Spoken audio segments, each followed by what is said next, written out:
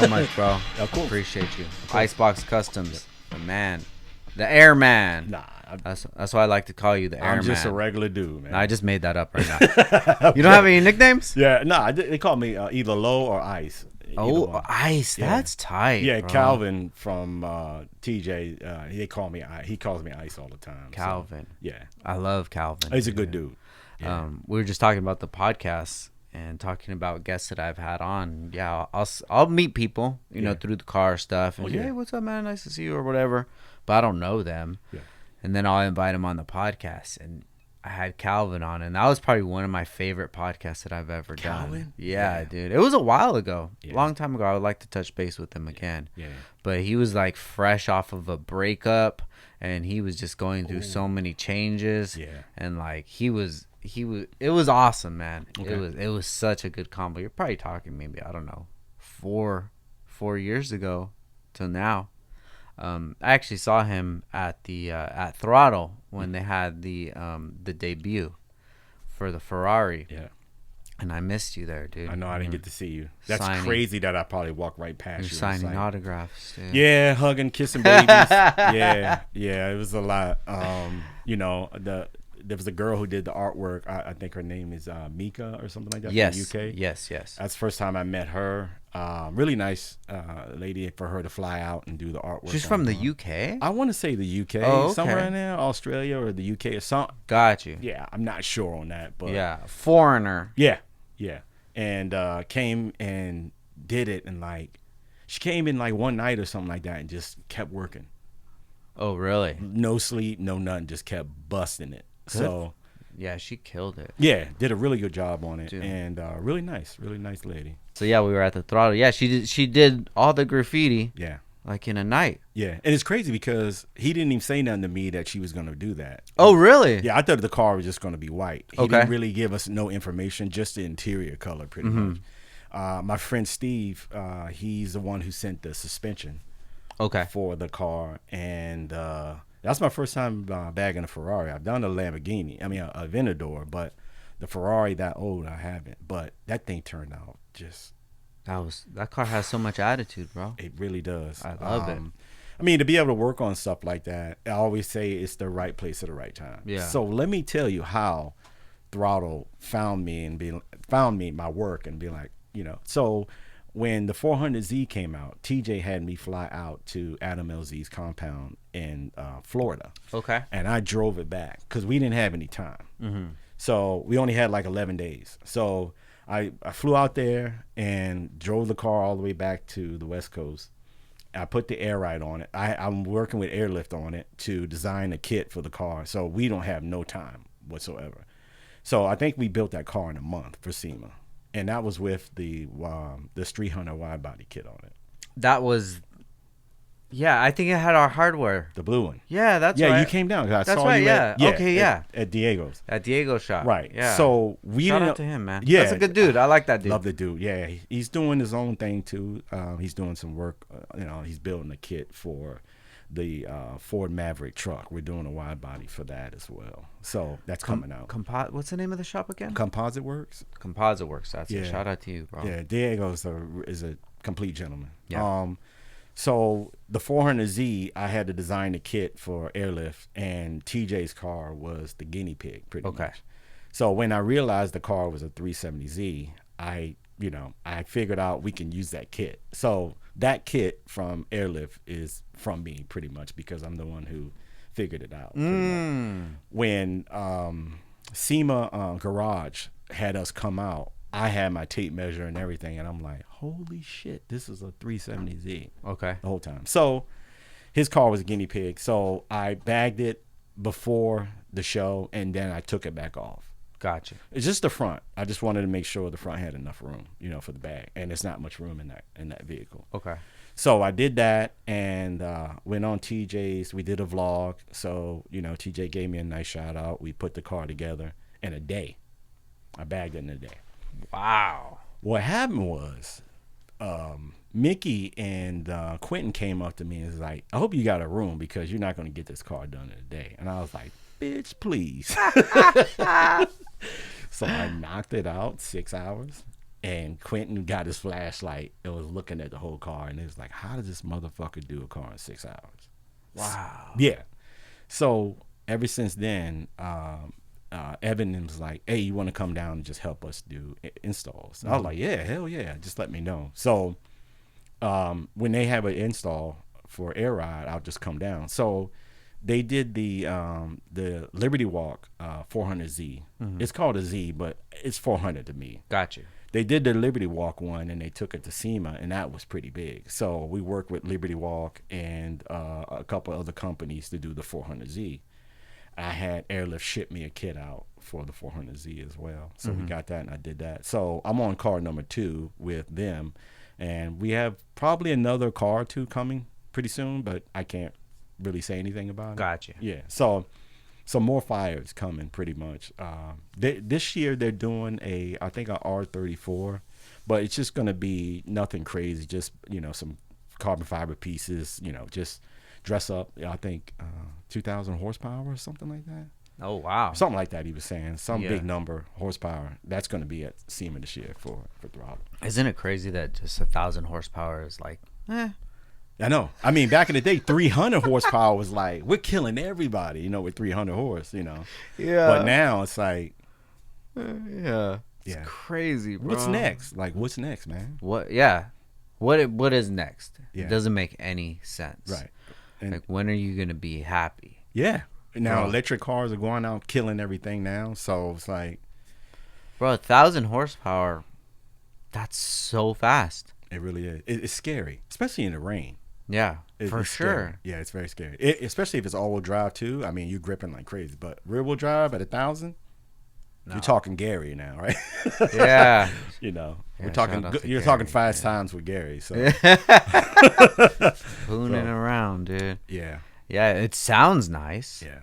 It sounds like it would be fun to have. Yeah. Like I've been pretty busy with BMWs lately. Really? And the BMW guys, they're going, 1,000 horsepower, 1,200 horsepower. I'm like, fuck, that's crazy, bro. Hey, I live in Glendale, so I hear pops every night. I hear tune pops every night. Pat, pat, pat. And you think it's gunshots. Like, nah, in Glendale, come on. It's like, come on, man. But it's BMWs. Yeah.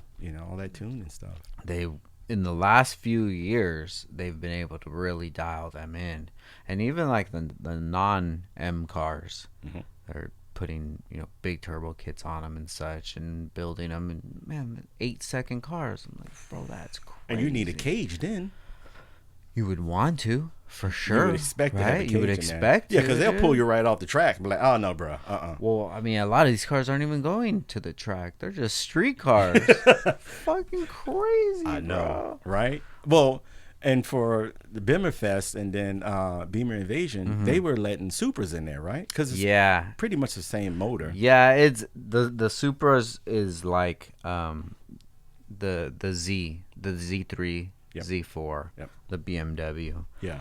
I mean, it's the same thing. It has the same motor, the same sounds, the same chimes. So it is a BMW. Okay. So they're letting that, and they're letting Rolls-Royce in too. Rolls-Royce? Yeah, because Rolls-Royce, they all use a BMW motor. Okay. Yeah, so all of them use BMW motor, and same things. They have a lot of similarities. It's like the technology that they use and such. In Rolls-Royce is from BMW. Okay, it's crazy that BMW is smiling all the way to the bank now at this point because they're selling motors to everybody. It's just crazy. They're killing it. If they weren't before, I mean, I don't know anybody that could touch them. Not even Mercedes. Yeah. Like, before I got into cars as heavily as I am now, I would think, man, I would love to have a Mercedes. Bro, I'm not a Mercedes guy, dude. Okay. For sure not. Especially if you have a Mercedes versus a BMW, same price point, like, bro, the BMW is gonna smoke it. Oh yeah, 100%. In every aspect, Yeah. in luxury and quality and then power, man. BMWs, you can't mess with them, bro. Yeah. They're out of here, dude, and I love it. Yeah. That's why it's made it so easy for me to gravitate towards BMWs. BMW. Yeah. Yeah. I've actually been. I talked to you before about it. I've been thinking I want to bag the M8, dude. But Whenever you're ready. we can throw in some, some hardware. We can do something. There's a guy in Florida who has an 8 Series, and it's the same as mine. So it's the 4-door, so it's huge, and he has it bagged, bro. Is that Pappy Fly, or do you know if that's him? Is it white? No, I don't know his Instagram. Okay, it might be. Okay. But it's like it's the 8 Series, the 4-door, the Grand Coupe. Yeah. It just looks like a slug, bro. Yeah. It is big. Oh, it's a big boy. The big one. Okay. Yeah. All right. Just chopping, dude. I love it so much. Yeah, I have to take a look at this after this. Yeah, what is the ride quality like? Because that's the only thing that really concerns me. We just got to tune it right. Just make sure the dampening is adjusted right. Just make sure the strut is at a certain height for travel, because it's all about the travel where you want to get your comfort and stuff at. You know what I did actually? Now that we're talking, I remembered his name. So the strut you can get it where it has you'll be able to like take corners and stuff like that. It shouldn't be a problem. I mean, some cars come with air ride on it stock, so you're able to do the same thing pretty much. Yeah. Trust me, like I said, I live in Glendale. They be busting them cars out there. Really? Oh my God. Yeah. Oh damn, that's not his screen name. Yeah, I gotta show you this one because especially you being into air. Yeah. Well, I mean that's. You'll love it. Yeah, I think it'd be cool to see one like that. But I've been doing a lot of the older cars too, like the older 600s, Mercedes and stuff like that. Oh really? Yeah. Like I call it. We have one called Tupac. It's a 2-door V12 that I took to SEMA. I didn't have the car in SEMA, but I drove it around SEMA. Oh, okay. And that's the first time I ever seen a V12 in one of them. And I mean, you could put a drink on the motor, and no vibration. Whoever he has working on that motor, top notch. Really? But, yeah. And then I had Toshi from Liberty Walk come up and he's like, "This is the best car here," and I'm like, "What are you talking about?" Yeah, I know. I'm like, what are you talking about? It's a older 90s 600. And he's like, yeah. He said, this is how we started pretty much. He's like, these older cars is where we were. And I'm like, wow. So he saw the V12 badge on it, and he was like, that ain't no V12 in there. I said, man, hold on. Click them. And I pulled it up, and he saw that. I mean, there's no room. Dude, you can't eat a small pizza in that. It's like the radiator is right. The motor's right there. Like, he's like, it's crazy. And I said, yeah. I said, the 2-doors came with V12s. They didn't come with the 6 or the 8. It was always V12s on the 2-doors. What was the retail like on that car when it came out? V12? V12. To be honest with you, back in the day, only doctors and dentists could afford those type of cars. Mm-hmm. The 420, the 5, I think it's a 560, and the 600. Only doctors. You only see people with money pulling up to the houses, like I said, dentists, doctors with those type of cars, because they were 100 and plus back in the day. They were 100 plus back in the day is like what, 250? Probably. Now, for sure. It's just crazy. Yeah. How people couldn't afford those back in the day. Yeah, it's crazy how much cars are now. I know.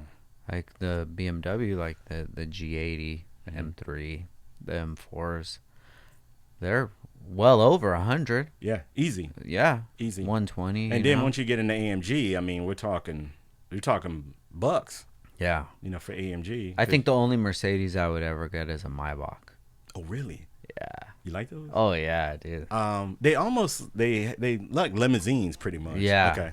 For sure. I think I saw one. There's a lady who drops off her kid at the same school as my kid, and it's two-tone. It's like yes. Yeah, and it has the obviously that's how I knew, because the Maybach symbol on the trunk. Yeah. Yeah, but that we're talking money. We're talking bread.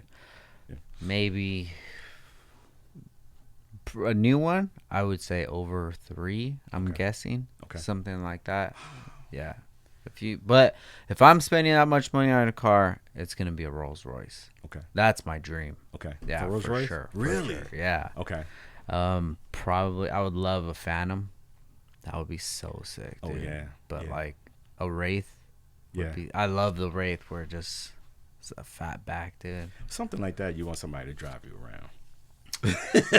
Yeah. You know what I mean? It's like You know, you kind of want somebody to drive you around when it comes for to sure. like but that. Then I would like it just my little ass in that. Oh yeah. Just stay away from the gas stations because I'm sure it ain't. You can't put $20 in that car. Well, I was thinking since it has a BMW motor, like, can probably you make really it a fuel effect? Oh yeah, you could probably tune it to tune that shit? You know, put some exhaust on it. Imagine you pull up to a meet in a Rolls Royce with a burble tune. Oh no, they were like, "What is that?" And it pulls up in a Rolls Royce. I'm like, really? Well, they're putting 22s and wheels and stuff on those things too, man. Well, I had 22s on the M8.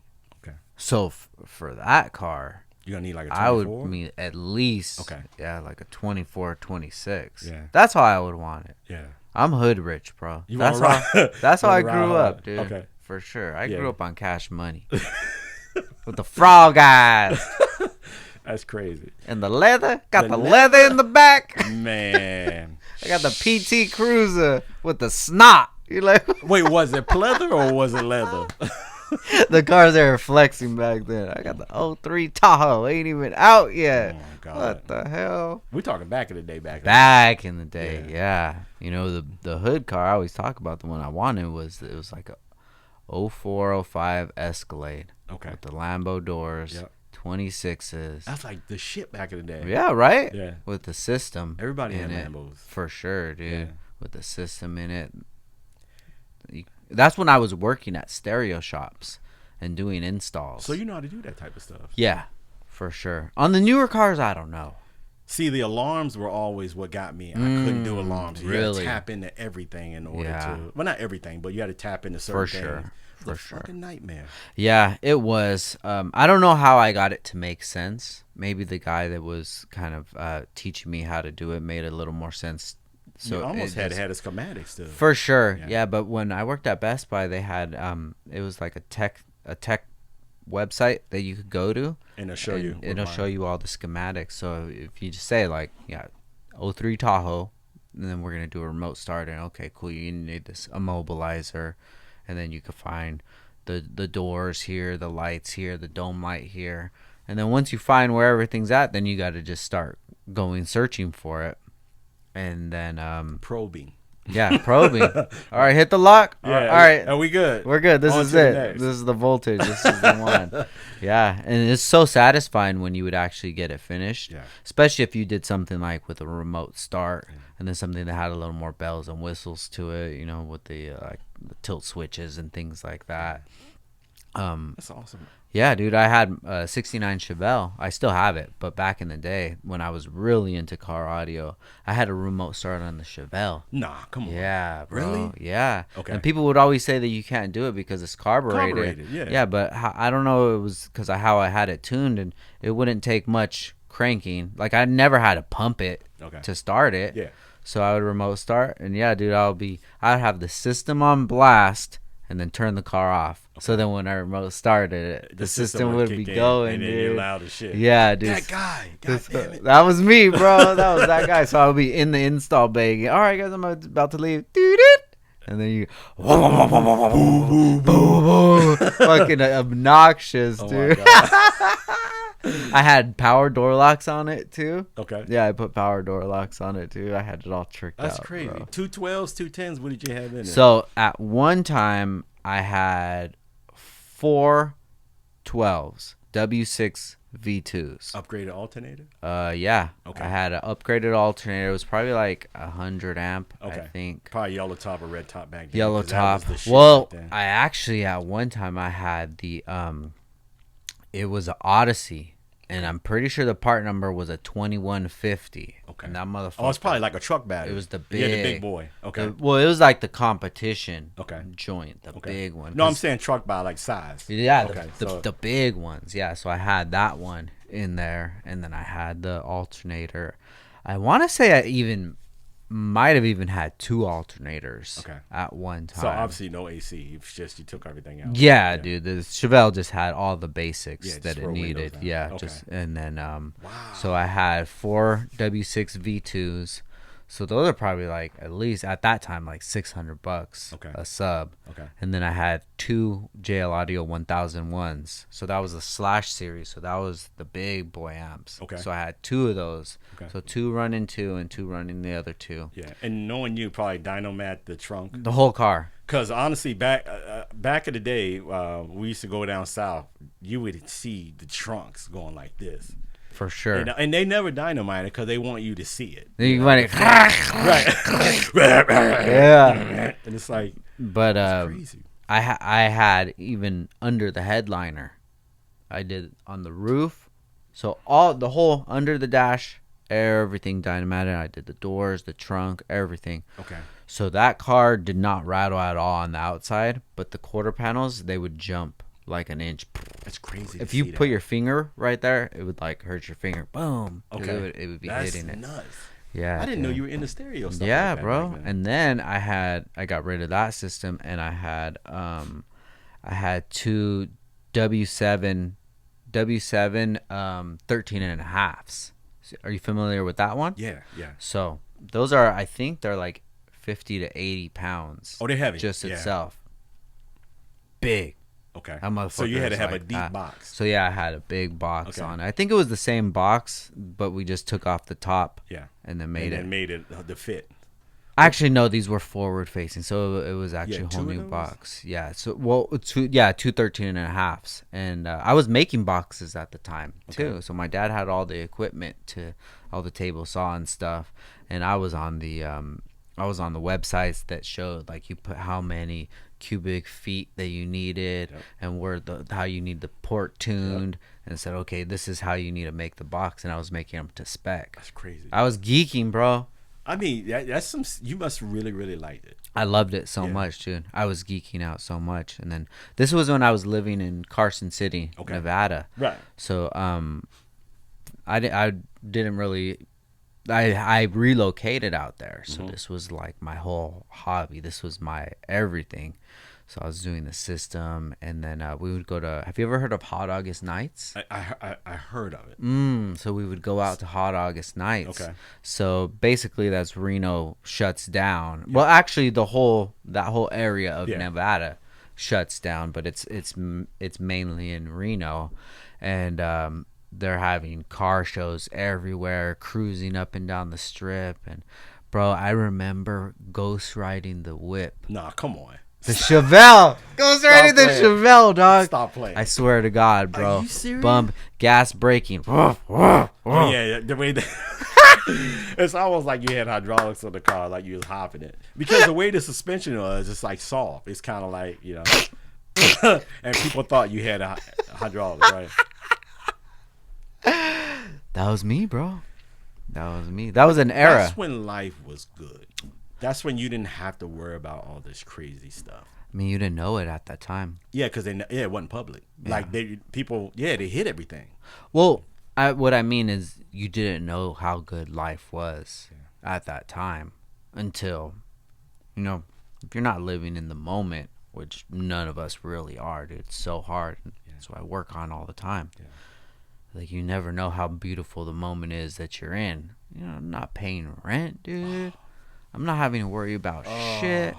No kids at the time. No kids at the time. Just living life. Yeah, living life. Bored. Man, I would love to be bored right now. I'm never bored, dude. Right. Yeah, taking a long ride, hanging out with friends, going to the movies. It's...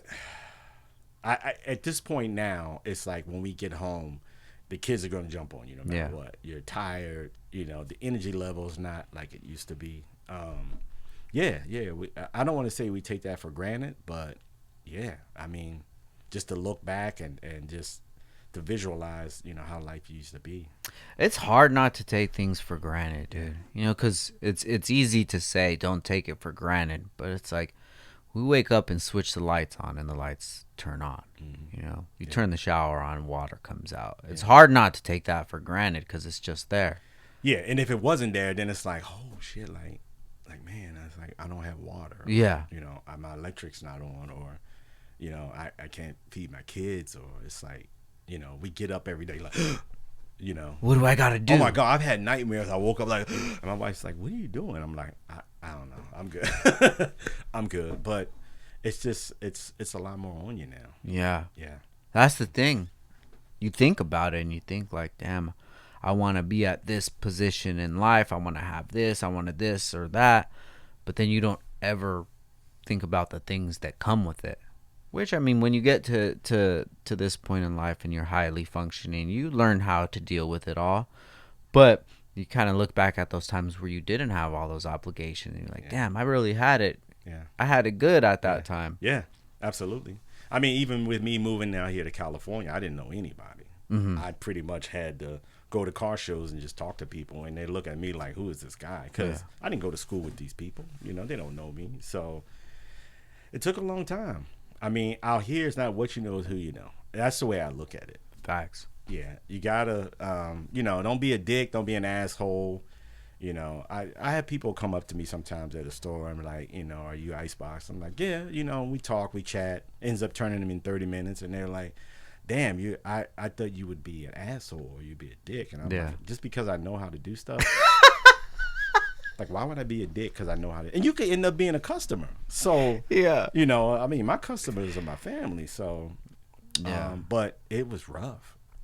I mean, people didn't start noticing my work until about 2 to 3 years when I moved here. So let's get into that a little bit because the last time you were on was 2020. But the base that listens to this, you know, they come and go, new people. Yeah. So give me a breakdown of where you actually came from.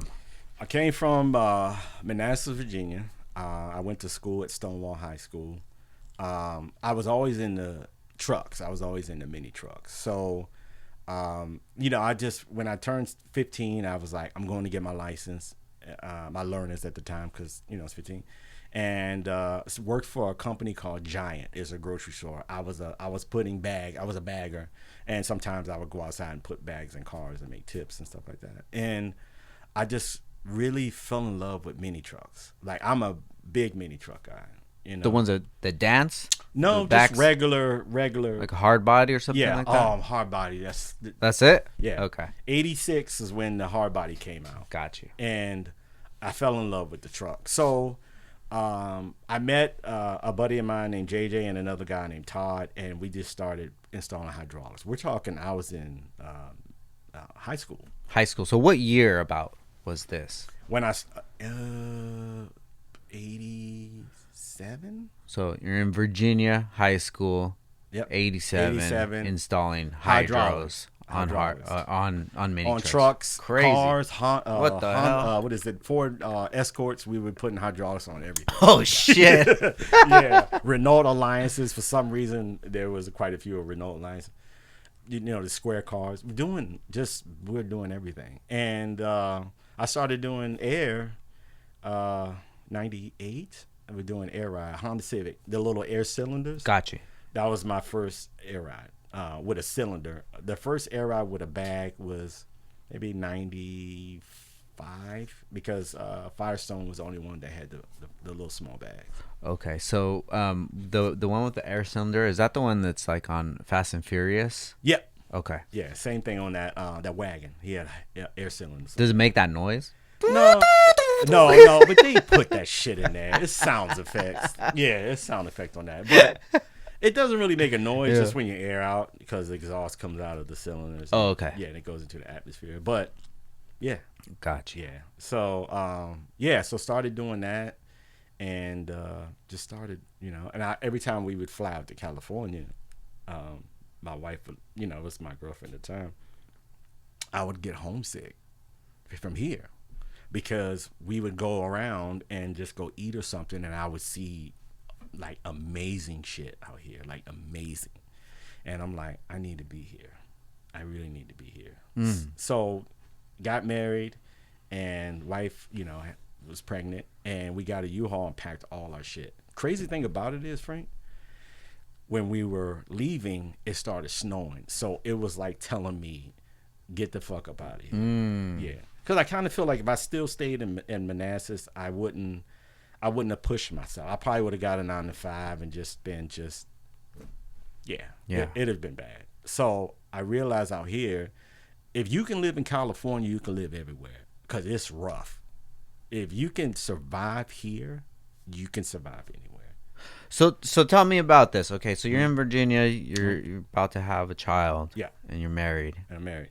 How does this conversation even come up? Is it something like I want to pursue my dream to work on cars, or it's just let's just move to California because life can be better out there? Well, like I said, we had more fun. You guys got everything here. I mean, you got 45 minutes to the snow, an hour. You got the beach. You have everything's here. Yeah. Like if you want to be in the car industry, you have to be in California because everything's here. Yeah. That's the way I look at it. But a lot of companies are moving out to other states. But if you want to do anything car related, you have to be here, or at least have a house here and come summertime. For sure. Yeah. So I realized that, and I was like, you know what? I want better for me. I know I can do this. I want better, and I want to raise my family here. So that was like, to me, the best thing I could have ever done was move out here. Damn. So tell me about that, bro. That road trip and just getting here, like with a pregnant wife. Yeah, it was bad. How far along was she? She was 8 months. Oh. Oh yeah. Oh shit. And to be honest with you, I wanted her just to fly. I could have done it by myself. Yeah. But no. She wanted to be tough. Damn, that is tough right there. That's tough. Yeah. Man. I tried to drive 12 hours or 10 hours. Is no. 8 hours max. Yeah. With a pregnant wife. So in a U-Haul, so the seats were.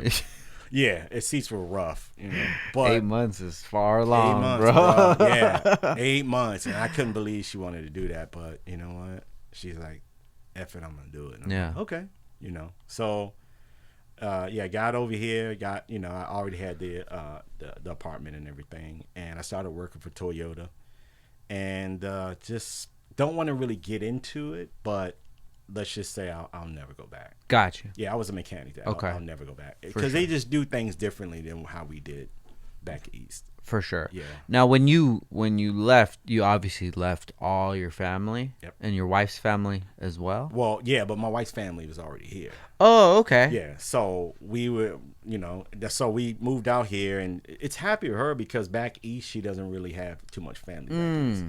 Yeah, so we just said, let's go, let's do it. Did you have any pushback from family?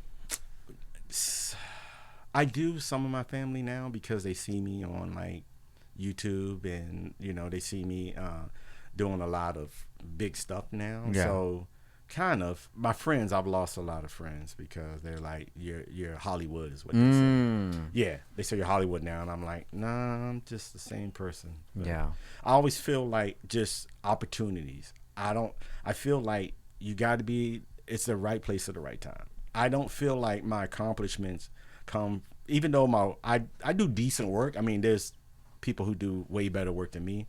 I just kind of felt like I was at the right place at the right time. Yeah. Yeah. I mean, working with TJ, Zach from Universal Air took me out to TJ's when I met him. I really wasn't even on YouTube. And he was like, just come out with me and help me do the Super when the Super first came out. And we've been doing them ever since. I kind of felt like we were the first Super bag. Oh, really? Yeah, first one with TJ. So I've done a lot of them, but I guess just TJ just likes my work, so he was like, and bring them back. But just picked up my Throtl. I'm working with Chip Foose now on. That's crazy. I know. I mean, and Jeff Style owes. It's a van. It's an Evel Knievel van we're doing for SEMA. So it'll be a bike in the back. It'll be the van, and then he's gonna have an Evel Knievel suit on. It's gonna be Chip Foose. Yeah. Oh, well, wow. no, not Chip won't be wearing it, but Jeff is gonna be wearing the Evel Knievel suit. So it's gonna be an unveil. I think Tuesday. It's only 3 days this year for SEMA. I think it's 3 days. So I think it's Wednesday, Thursday, and Friday. So I think There's no Tuesday. I don't think so. Really? Yeah, I think it's only 3 days this year. Tuesday is election day. It is. So I was actually gonna go Wednesday, Thursday, Friday because I don't want to go on election day. I don't blame you. I don't blame you because you never know what's going to happen. That's going to be a big crowd there too, to be honest with you. So you never know anything will go down. Yeah, I don't know what is gonna go. Yeah, but I'd feel more comfortable being home. For sure. Yeah. Being home. And I feel the same way, but I got a couple cars going. Oh, hopefully it's done. Because I told you about how I'm into mini trucks. Yeah. So I am building a 8x8 mini truck. It's a Nissan hardbody with 3 axles. Mm-hmm. So wrapped with what is it called? What is it? Hold on. Wrap Legends. The Bape wrap. I'll show you pictures. You know. Bape. Bape. Yeah. BAPE. Oh, I love Bape. You like That's Bape? one of my favorite brands. Yeah. So the truck's Bape. wrapped in Bape. So. Oh, okay. So hopefully I'll have that done next month. With the axles, I pulled the motor, gonna have everything refreshed and put it back in. So that should be going to SEMA this year. Nice. Yeah. And it's gonna be crazy going down the road with all those axles and all those wheels. It's gonna be it. So it's gonna look like the size of a boat. Oh shit. Going down the road. It's gonna look like a limousine going on the road. Oh, okay. Yeah, it's gonna be insane in your face. But I kind of, my son is on the outskirts of autism, so I kind of built it for him. Got you. We bought, actually Honda gave me 2 of the Compacto Moto bikes to wrap them. Oh, cool. Yeah, so I have 2 bikes wrapped in the color of the vehicle, the Bape, and then another color, this yellow banana Bape thing. So that's all going to be in the truck, and hopefully I get it done. Man. Yeah, because it's just a little crazy trying to work with customers, trying to get their stuff done, and try to work on my own stuff. How many things you got going on right now? How many builds? Going to SEMA, I want to say 5. Yeah, going to SEMA 5. It's going to be some late nights. I can, and every year I always say, I'm not doing this again. I'm not doing this. Yeah. Yeah. Yeah. So, but, still designing stuff. I worked with Impressive Wraps and Nazatech. We did the McLaren, the 720. Mm-hmm. We did that last year with them. And that worked out pretty good. I don't think we might be the first bag, but I'm not sure on that. But it was a crazy. Working on that car was crazy, and it's crazy because Brian, he's actually installer at Impressive Wraps. He was like, "Come on and hang out. You don't have to do anything." And I'm like, "All right, cool." So I had regular clothes on. I didn't have I got in there and I sat down and I'm like, when they get you in there and you're like, "Don't do it this way. Do it this way." And I'm like, all right, man. So thank God I had a different shirt in the car. I just switched it out. Dude, it was 4:30 in the morning when I got out of there. And then I had to help my sister move at 8. So it's rough. Damn, bro. Yeah, it was rough. How old are you, if you don't mind me asking? 50 years old. How do you do that at 50, I don't bro? know. I don't feel like I'm 50. Yeah. Yeah. I kind of feel like I'm younger. You know what? 50's not even that old. Well, 50 is a new 40. It is, yeah. for sure. Yeah. Because I'm 39 and I feel 21. Really? Yeah, bro, for sure. Yeah. You know what I think it is when, our parents were 39 and 50. What did they have to look forward to? Life was slow. They worked a traditional job. And 9 to 5, and they were just working towards retirement. Yeah. So when they got to like their mid 30s, that was kind of just the peak of their life. Yep. I mean, I'm just saying from me generally, and all the adults that I've seen around in my life. That's the way you saw it, right? Yeah, for sure. But me being 39, I feel like I'm barely getting started right now. Me too. And me being 52, I feel like there's so much more in me. I don't have back pain, none of that crazy stuff. Went and got, some teeth done. Oh, nice. I just, I'm, of course, I had to 50, stuff starts breaking down. For I sure. had to wear glasses and now. But I love what I do. Every day I get up and I'm like, what's new? What am I going to do new? Because it's always something crazy. In a good way, not a bad way. And I just, every day I get up, I thank God that he gave me another day to see my family and to be able to move, be able to have, because there's so many people who are handicapped or, you can't, now you're missing an arm. You got to think about stuff like that. Yeah. Like where they would love to be where I'm at.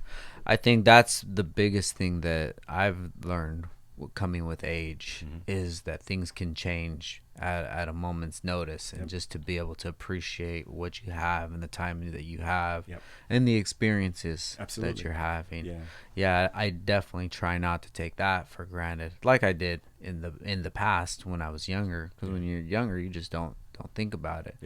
But yeah, no, you're right. It's man, every time, I've talked about this before, every time I take a shower, always at the end, I put it to the coldest I can, and then I say 5 things that I'm grateful for. Oh, nice. Yeah. Okay. And sometimes it's like, man, I'm grateful for my limbs. Yeah. You know, I'm grateful for this water, this cold water. I want to say you're grateful for hot water for a certain period of time. Yeah, for sure. Right. But yeah, no, you're definitely right, man. Just be grateful for, at least being able to move, because, the more people that you get to know, the more conversations that you're in, the more family that you start meeting from the friends and stuff, and then life starts to happen. Oh, so and so, their brother, something happened to them, their family member, and it's like, damn, man, you start to see the weight of life, and how it affects so many people, and it makes you so grateful for 100%. Now that you say that, I did an air ride install for a guy that owned a van. He transports comic books, and he kind of needed more a bag to utilize the whole rear end. Gotcha. It sags. And his brother called me 2 days ago, and he's like, "Hey, there's a bag that's leaning. How do you can you check it out?" And I said, "Sure." And I'm thinking, why didn't the owner call me? Yeah. And he was like, and I would say, well, yeah, this is what you got to do. Just hit the switch. And I was like, well, where's your brother at? And he said he had a heart attack like 2 days ago. And I just saw this guy like 2 weeks ago. And I'm like, and I told him, I said, dude, your brother just picked up the van like 2 weeks ago.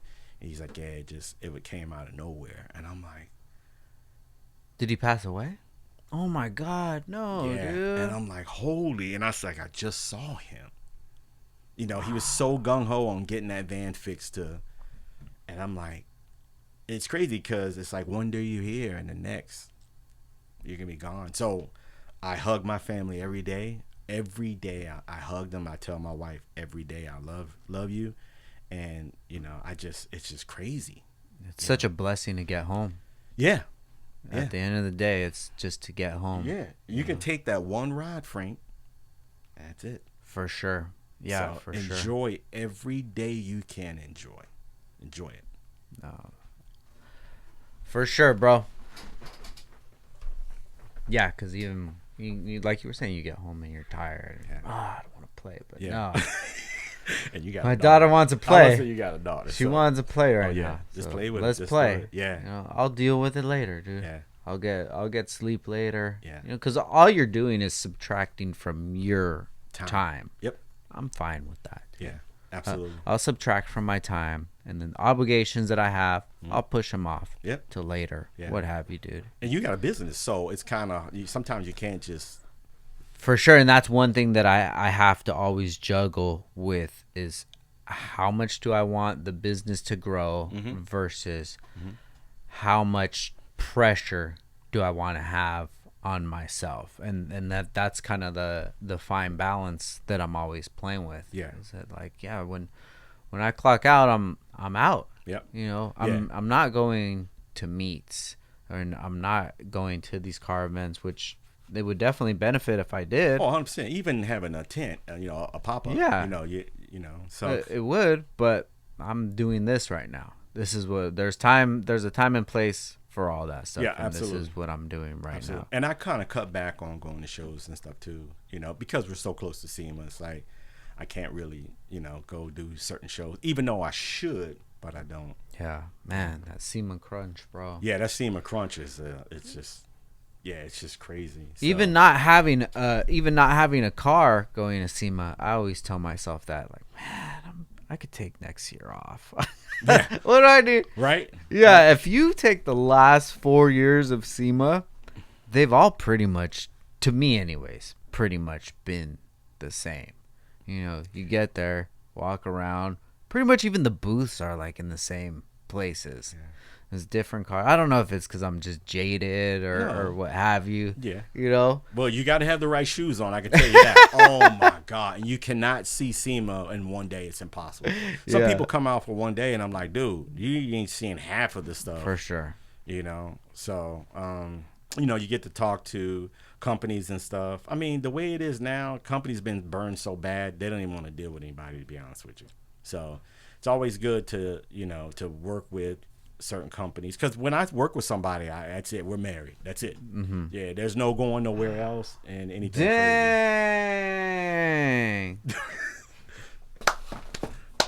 Thank you, Brad. Oh my God, dude. Yeah. Go ahead and eat. I'm good. You're good on pizza? Yeah. Are you sure? Yeah.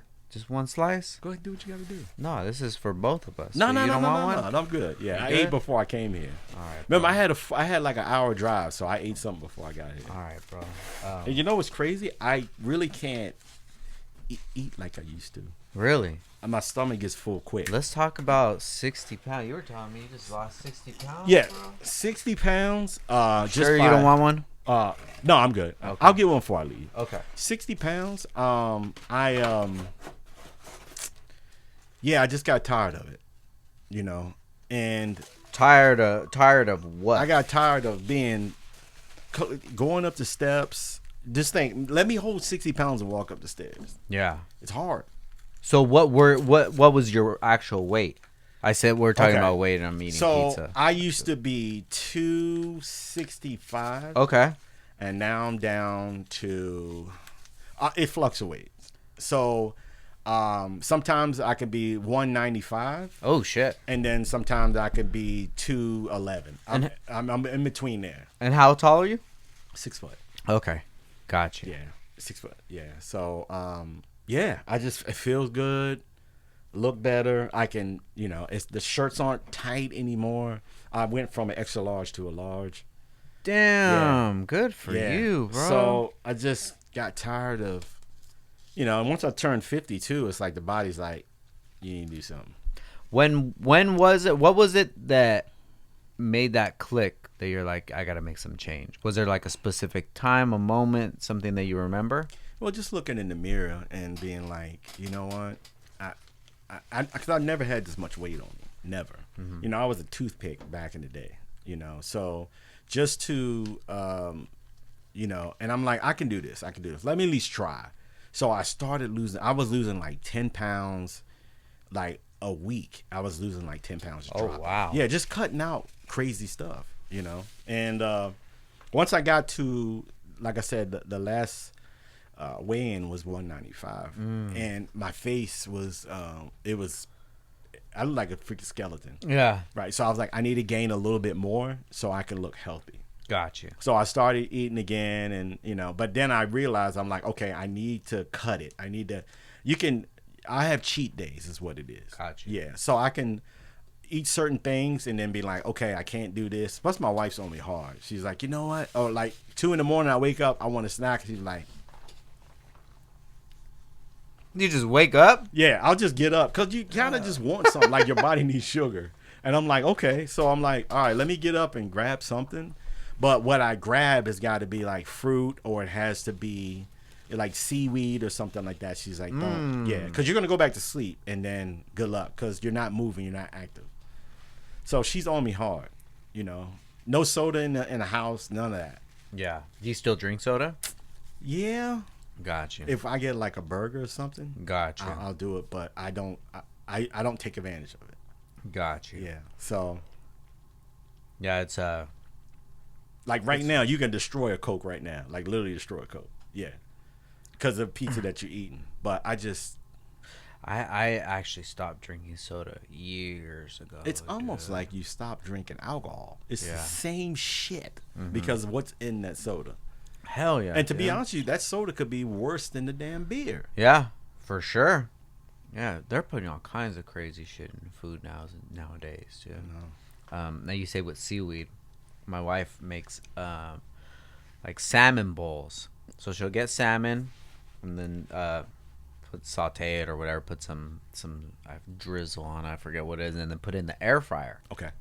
And then she'll make rice white rice, and then some type of vegetable. The beans, like the edamame. Okay. Beans, and then you put it in, and then the rice, and then mix it all up.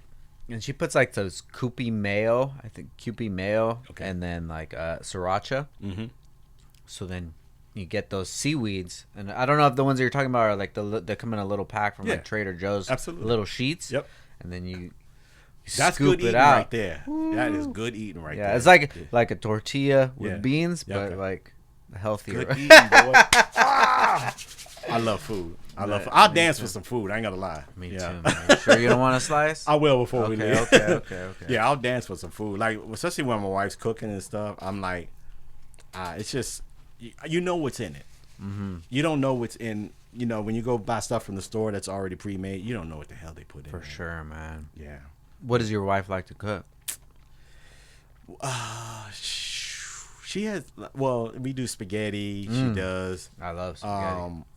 She likes sushi a lot. We can eat sushi maybe once or twice a week. She likes sushi. Thai food. She likes Thai food. You know, she usually we'll buy that, but like stuff she makes, just like regular like burgers and gotcha. You know, just regular stuff. So soups. Fun. When you say, it reminded me of Cat Williams was on a radio show. When was this? Actually, not that long ago. Okay. I forget the name of the radio show, but it was a lady. She was like kind of get him caught up or something, and joking on Cat, and she was talking about he has a bunch of kids, and he's like, no, I cook for my kids. Okay, so and he says I cook these meals or whatever. Okay. He said I cook these meals. Whatever the meals were. Okay. And then she says, yeah, I cook too. He's like, oh, what's your dish? She's like, well, I cook a good broccoli. Broccoli. And what did Cat say? Like broccoli. Oh my God, everybody listening, just go find that Cat Williams. Oh my God, he tore her. Oh, he probably did. Was that alive. The same girl that was talking about his perm or something like yes. that? Yes. Look at that old clothes you have. That one. Oh yeah. He pissed her off. Oh, the husband pulled a gun on him or something like that. I heard about that. Yeah, so it was afterwards. Okay. Yes, it's that one that was talking about. Because she tried to make him look like a fool. Look, you don't want to fuck with Cat. Look, let me tell you now, you don't want to come at Cat. It's crazy because Cat said when he comes in, a place where people are hanging out that know him, they do this. They don't want to see eye to eye with him because he's gonna fry you. He's literally gonna fry you. Oh my God, he fried her. So good. Oh yeah. Broccoli. What do you do to it? Heat it up. Yeah. And it's crazy because this is a black woman, and she said know damn well how to cook. For sure. And she said the first thing that came to her mind was she cooks a mean broccoli. Not to stereotype anybody, but holy shit. Broccoli? You could have said something like lasagna or something. Just made up something. Something that takes a little effort. Broccoli came out of the mouth. That is one ingredient. Wow. Did you ever see that the podcast of Cat Williams on Shannon Sharp? Oh yeah. And he told Shannon, he said, hey, they're gonna come for you. And Shannon's like, oh, it's okay. And he lost a couple people that he had scheduled. Oh really? Yeah. And then they try to say that he was GAY because of his tight clothes or whatever. And it's like, man, it's crazy. Excuse me. Oh my God, I love pizza. I see that. I love pizza so much. Shannon Sharp just had that. He was just on Instagram Live having sex. Did you see that? I think he really did that just so he can let people know I don't swing that way. For sure. I listened to a few other podcasts, and that's what they were talking about too. Okay. Because it's really hard, especially if you've never. He said he's never went on Instagram Live before. It's really hard to accidentally go on live. Yeah. Well, you could put your button on accident, and it's an excuse. I already know he did it on purpose. For sure. Yeah. What's the girl's name that he was? Michelle. Whoever now Michelle. He's selling merch. He's selling merch now. Okay. And then he was already sponsored by it's not for erectile dysfunction, but it's just for enhancement, male enhancement, like pills. something like that. Okay. Yeah, he was already sponsored by them. Okay. So yeah, I'm sure it was a whole publicity thing. Oh, I'm sure. Yeah, I'm sure he sold quite a few, quite a few bottles of that ever since that. Funny, man. Yeah, that's crazy. I mean, for seeing him do that is crazy. I kind of feel like he kind of went low to do that though, but it is what it is, man. Yeah. Yeah. Why would you let somebody know that you know? It's just, I don't know. I haven't seen the video or heard anything, but it just they didn't have the sound on. They just showed. Got you. Yeah. Yeah. So. It's a hell of a drug, bro. I know, right? Attention's a hell of a drug. I I was just talking about this to my guys. We were talking about an event that we went to, and they were talking about a girl that they saw, and they ended up finding the girl, her Instagram, and then her OnlyFans, and then they found, like, because with OnlyFans, you just need the name, and then you could find the content, like, leaked. And they found it, and I'm like, that's a trip, bro. Like, it's crazy. It's just a different world. Yeah. That's just something nowadays that's what girls do. Yeah. You know? Well, they don't want to work. They don't want to work a 9 to 5. For sure. They rather just show their body to make money. But they make a lot of money. If you look good, they make a lot of money. Bro. You're lucky they don't have it for men. Because men would probably do it too. Mm-hmm. You know? So I guess you have to stand on your certain morals, and that you just gotta stand on it. Yeah. And it's whether it's something you'll do or not. Yeah. You know, especially with that. Yeah. Like with Shannon Sharp. Who knows if someone was on his back? Like, we gotta get your numbers are going down. We gotta get up. Like that can happen to everybody. Yeah, you know, exactly. that could happen to you. That could happen to me. Like, damn, I'm letting this pressure's getting to me. What do I do? Yeah. Do I do something that's out of my character? Mm-hmm. Yeah, and that is definitely out of character. But it shut a lot of people up. That's the way I look at it. But even Cat hit him up and say, well, you sure ain't.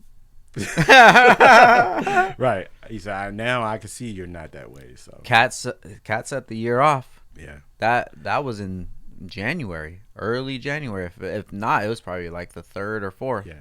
And it's been a crazy year. That he said that. He just came out and was like, this is what's going on in the world. And nobody believed him. There's another lady named Jaguar. She's been saying what's been going on for years, but everybody thought she was crazy. But now they realize, damn, this girl was telling the truth. It sounds crazy. Everything sounds crazy. Yeah. Especially the stuff that's going on with Diddy. Well, he's locked up right now. Bro, that shit's been going on forever. Since 2008. I've been hearing things about, Diddy for so long, and you just laugh about it. No, ain't no way. Because it's not possible. Yeah, but all of a sudden, from what I heard, once he started pissing off the alcohol company, that's when it happened. Yep, that's when it happened. And then that's another thing too. Why are these things happening? Yeah. You have to look at the bigger picture. Yeah. Who did he piss off? He pissed somebody off. Yeah. For sure. Yep. And then it's like Diddy or whoever that is getting attacked. It's like, who did they piss off? Yeah. What's really going on? Yeah. Well, you keep pissing people off, eventually you're gonna hit that rock. And they're like, all right, mother. So let me ask you this. Yes. Do you think Jay-Z's gonna get brought into anything? This is the crazy thing. I'm getting more pizza. Jay-Z has been squeaky clean. The way he handles all he handled. Yeah. He's smart. Yeah. And I mean, even as of today, like, they know stuff about him, but do they really know stuff about him? From what I'm hearing, they said he's worse than P. Diddy. Oh, that's what I'm hearing. Yeah. Yeah. Because when you hear things about him from people who are closer to him, it's not really the best things to hear, especially like from a Dame Dash or whatever. Like, you could always look at Dame Dash as, being bitter, but maybe two things can be true. Yeah. Was that over a girl, I think? I think it had to do with the Rockefeller split. I don't know actually what it was. It went down. Yeah. Okay. Somehow Dame ended up getting burned in that. Could be a domino effect. Yeah, but then you always got to wonder, like, well, who is Jay-Z? Why is Jay-Z part of the the royal family that can't be touched. Well, you had to do something to be initiated into it. Yeah. It ain't, you're not going to just walk in and be like, I want to be a part of this. Oh no. You got to do some crazy shit. How is Jay-Z, and how is Beyonce? I love hip hop, right? I love hip hop. I've been a fan of hip hop ever since I was a child. Okay. Jay-Z's great. Yeah. To me, he's not the greatest. No. Some of his music back in the day was really, really good. For sure. But yeah. We're not back in the day no more, dude. You know? Yeah. That's how I see it. Yeah. Yep. And when I hear people talk about hip hop and they talk about, you know, the best top 5 or whatever. How can somebody that hasn't put an album out in the last long time. 10 years or so still be on top? How can they still be on? That's so disrespectful. Yeah. You know, take that to the car shit. You had a magazine feature. That's cool. When's the last time anybody read a fucking magazine? And you're still the man? I know. Fuck out of here, bro. And everybody else building shit now. Yeah. They're below. Come on, dog. Yeah. Well, what gets me is people like that in the industry that act like they're better than everybody else. You walk up to them and they're like, they don't even talk to you. They say, "Oh, I'm with my boys, man. I can't talk." Like, bro, I just wanted to say hi. I've had that. Really? Oh yeah. I'm not gonna say any names. Yeah, for sure. I don't want to name drop, but just describe what they look like and what they drive. Let's just. No, I'm just kidding. Honda guys. Yeah. He was a Honda guy, and once they see you talking to big people and big people hugging you and stuff, then they want to fuck with you, and it's like, it's crazy. Yeah, it's crazy. Yeah. Yeah, I know. That's one thing guys. I would never do. I know all the Honda guys. Hey, we can talk. We can talk later. I know what you're talking about. Yeah, but just to be like that, and my wife was with me at the time. And she was no! Like, what a dick! Oh no! Know? And then a year later they want to work with you. Hey, really? For sure. Really? For sure, dude. Yeah, it sucks that it has to be like that. It really does. But just like the Jay-Z conversation, just like the Diddy conversation, when is it going to come to a point where it's like, what have you done lately? Yeah. Yep. Yeah. There's a guy, Cameron, young kid. He's the one that built that FRS with the LS. What are you going to say to me here? Cameron is the future. Okay. Right? He learned how to weld himself. Built that car. That car was in Battle Builders top 10. Now he's building an E30. Right now he's building an E30 for SEMA this year. Okay. Same tube chassis. Fucking what motor? Build. I want to say an LS. Yeah. Like that's who the attention should be on. That's the future. That is who deserves recognition. Okay. You feel me? Yeah. Yeah, go ahead. Okay. We I worked with Rap Legends last year, and we did an E30 with a V8 in it. Oh, really? With an LS. Oh, okay. It had like a cloud pattern on the is it livery or livery? Is it a livery? Livery. It had a like a cloud, and somebody had an airplane with the same logo on it. Drake? I'm not sure. I'm not sure who. I'm not sure what person. It could have been like some type of artist or something, but I'm not sure. But that's the first time I ever seen a V8 in one of those E30s. Oh, okay. Yeah, and we took like a E36 front end on it and did a some type of BMW rear end, but that thing came out crazy. But finally got it to run because we ran out of time. But it sounds like a NASCAR. Yeah. Yeah, and then you see this BMW coming on the road, right? And it's like a NASCAR, and it's like it sounds like a NASCAR. I'm like, damn. Yeah. But I would like to see I want to definitely check out this car. You know the car I'm talking about though, the FRS though, right? Yeah, I know the black one. Yeah. Yeah, because he went Street Hunter last year. The Street Hunter body kit. They took the They took the body kit off and put the Street Hunter. I think that. But it was outside by the east. Right in the front. Right in front, yeah. Yeah. Yeah. Oh, right. So the BMW, it was a convertible, was right in front of him. Got you. Yeah. Okay. Last year. Yeah. So. Yeah. He the year before when he debuted it, he had it in the Toyo Tread Pass. Okay. If I'm not mistaken. Okay. I remember he did the battle of the though. That was not last year. It was the year before. Okay. Okay. Yeah. You're right. Okay. See, they all fucking melt together. And that dude's young. Yeah, he's probably young, 22, 20s. He's in his 20s. Yeah, early 20s. Yeah. And great dude. Yeah. But that's the shit that kind of gets me. It's just like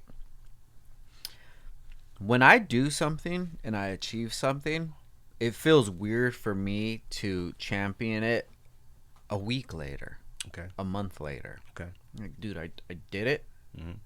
I had the excitement from everything, right? But it's like, okay. Yeah. Next thing. Yeah. Let's move on to the next. On to the next. Yeah, let's keep going. Yeah. Let's keep creating. Let's keep going. Let's keep moving. And it's not that I'm not satisfied with what I did. It's just like I was cooking a dinner. When we fucking made the dinner and we ate the dinner. Yeah. I'm not going to keep talking about the dinner. Yeah. 8 years later. Right. You keep hey, on. Lorenzo, you do you move remember on that time that I made that dinner? Oh my God, that was man. the best dinner. Remember you said that was the best dinner you ever had? Yeah, that was the best dinner I ever had back then. So let's top. Yeah, right. So let's top it and do something. Exactly. Do something different. Exactly. That's why I love when people are just keep pushing forward, dude, and just that legacy shit. Yeah, it's got to die, bro. Yeah, absolutely. And I feel like that's something that's happening now. Yeah, I'm gonna keep on pushing as long as I can. Hell yeah, dude. Eventually, we gotta retire, but what does that mean? What does retire mean? You can retire and still work, So, I don't know. I mean, right now the way the economy is, nobody's really buying air ride right now. They are, but they're not. But eventually it'll pick back up, because people. You got to understand, you work all week and then you want something to turn key and just go to a car show and have fun. It's still there. Mm-hmm. But I always realize now that there's not too many fabricators out there anymore. When they're gone, they're gone. That's really? It. Because there are installers and then there's fabricators. So I just kind of feel like it's dwindling is the way I see it. Why do you think that is? Because the younger crowd just don't want to really work. I'm not speaking for all of them, but you got to really be passionate to do something like that. So I mean, even when people come drop their cars off, they look at that. I don't see that passion in their eyes because they want me to figure out everything. I'm like, do you like a color? Like, what do you want? Throw me something. But they're like, no, just do something cool. I'm like, I can dance cool. What the fuck? Like, what the fuck? Like, what do you want me to do? I don't know, man. I'm like, listen. When I get women customers, they know what the fuck they want. Oh, really? Oh, my God. They know what they want. They're like, well, I want this. I want it to look like this. The guys, they just say make it look cool. Do you ever ask them, like, what their motivation is? I really don't try to push that because I just, I throw them a different, it's just not there on half of them. Because they see stuff that I've done. I'm like, well, okay, that's like you said, I've already done it. So what are we going to do now? What's next? What are we going to do next? So, yeah, because I have to pick their brain. It's like you picking my brain. I have to pick their brain. Yeah. Do you like pink? Do you like red? Like, what do you want? What do you like? They want me to come up with an idea, or they want me to come up with, a way to make their trunk look spectacular. Do you feel like you're a creative person? No. Okay. It just happens. It just happens. It's just I'll like have a dream about something. I'll be like, oh, I need to do this, or I need to get this powder coated to look like this. So I'll just, But now it's just like it's normal to me now. It's like let's do this with this tank, and I'm just trying to hide stuff. Trying to put stuff outside of the car you don't see, the compressor. I try to just do different things. So is that one of the biggest things in your field is to hide as much stuff as possible? Hide it. Because they're go in the trunk, they're like, where's the air ride? And I'm like, well, I take the front bumper off. The tank and everything's in the front bumper. I just try to, the vans, I'm real creative in the vans. Really? Yeah, it's so much room. You can put stuff anywhere. Yeah. Yeah. And, just try to do different things. So tell me about those. I've seen them before. Those new bags or those new tanks that like seamless. It has like everything built in. Oh, you mean like AccuAir? Uh-huh. They have the components and the compressors inside the unit. Okay. I think what happens is they've been failing because you have 200 psi that's putting pressure on something inside of it, so it's gonna fail. Yeah, they've had a lot of them that fail. I don't even touch AccuAir, to be honest with you. I won't touch it. So what is your go-to? Airlift. Okay. Yeah, I only really do airlift, or if somebody wants like a manual kit, I'll do. And I've been with airlift since 2006. Oh my gosh. Yeah, they used to be called Easy Street is what they used to be called. Easy Street. Yeah. What does that stand for? Just where the street they were on? Or? I have no idea on that. And when the Scion XBs came out, I was installing for the XBs. And that was a 05, 06 I was doing. That was a crazy time too. Yeah. What the hell is that I thing? know. You see the thing coming out the road. It's like a brick with wheels on it. Like something my kid like did a sketch or something. It's crazy. What the hell is that thing? Yeah. I've been with them since then, since Easy Street. And I saw on your Instagram it says you're a beta tester. What does that mean? Okay, so when the Airlift 3P came out, Airlift sent me the manifold a year and a half before anybody else got it. So I test certain products and then I give them feedback and they pay me to test stuff. Oh, okay. Yeah, so I do a lot of testing for companies. Oh, very cool. Yeah. Now, when I was on your Instagram also, I saw that you work with a company that does the covers for the back windshield. Oh, the louvers. Yeah, the louvers. Okay. Tell me about that, bro. So a friend of mine named Steve owns a company called Glass Skins. And basically they make louvers for like Mustangs, Camaros, Corvettes, and basically it's a highly grade louver that you put on the back window, and really stylish stuff. He used great plastic, and you obviously have to clean your window thoroughly with alcohol and then stick it on. But okay, so it's double stick tape. Oh yeah, so got you. Wind tunnel tested. I mean, those things aren't coming off. If you do it properly, you clean it properly, it won't come off. Gotcha. You'd have to cut it off. I've always wondered how those stayed on. Yeah. I see those are very popular with like the domestics, like the muscle cars. Yeah, it's more for them. But eBay has them cheap, and then in China, it's just cheap stuff, and then they come off or they fly break. off. Yeah, and it's like it's just like, why are you wasting your money? Get the good stuff. But Glass Skins, Steve's been in business with that company for a couple years, but he sells them like crazy, man. People love those things, and they come painted too, the same as the car. Oh, okay. If needed, yeah. He can get that's them painted. cool. Yeah, yeah. I like seeing those on the like Chargers. Yeah, I'm actually looking for a couple cars for SEMA if they want. Oh, really? Yeah. Oh, okay. Yeah, so I'm looking for a couple cars to put them on for SEMA. Oh, that's cool. Yeah, so if anybody's going to SEMA, let me know. We got a couple of them that maybe 1 or 2 we can get out. Man, that's around the corner, dude. Yeah. I haven't even booked my trip yet. What? Yeah, dude. Okay, I got my my passes. Oh, did you? Yeah, I got that. That came in the mail, and then we got the hotel and everything. Where are you staying at? I got to talk to my buddy. I'm not sure, but he took care of everything. Gotcha. Yeah. So I usually stay at the Resort World. Okay. That's that newish resort. Okay. That's on the same street as SEMA. Okay, so you can get on the. No, I just walk there. Yeah. So the convention center is on one side of that long street. I don't know what that street is. Okay. And then the Resort World is on the other side. Okay. Yeah. So I would just walk. Because that's the biggest thing is how to get back to your hotel. Oh, yeah, because you're doing this. Bro, after fucking all day of walking. You still got to walk. Now I got to figure out how I'm going to get back to the Cosmo.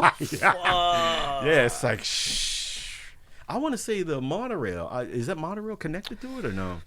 You could probably get off at like one of the hotels that's closed. Well, for the Resort World, they have the Tesla, the loop thing so right does there. Tesla go to that hotel? Yeah. So you just go there, jump on the loop, and it shoots you right to SEMA, the outer parking lot. The one where, I don't know, they have like trucks and shit. I wonder if that's the same hotel that I saw you at, you and your buddy, when y'all were walking. And I was like, Frank. We were outside. Yeah, you're walking. I was like, Frank. I was high out of my mind, dude. I was high out of my mind. I was, oh, shit. I was like, what's up? Was that hotel right there? Was that? Yeah. Okay, so you got the same. That's a big hotel. Yeah. We went in there to lose some slots and stuff, man. Really nice place. Really nice. Place. Oh, shit. I totally forgot I saw you out there. Yeah. I've actually cut down a lot on smoking. Okay. Yeah. I was smoking, especially back then, a lot. Amazing times, dude. Oh, yeah. I love it. Especially at SEMA. Oh, man.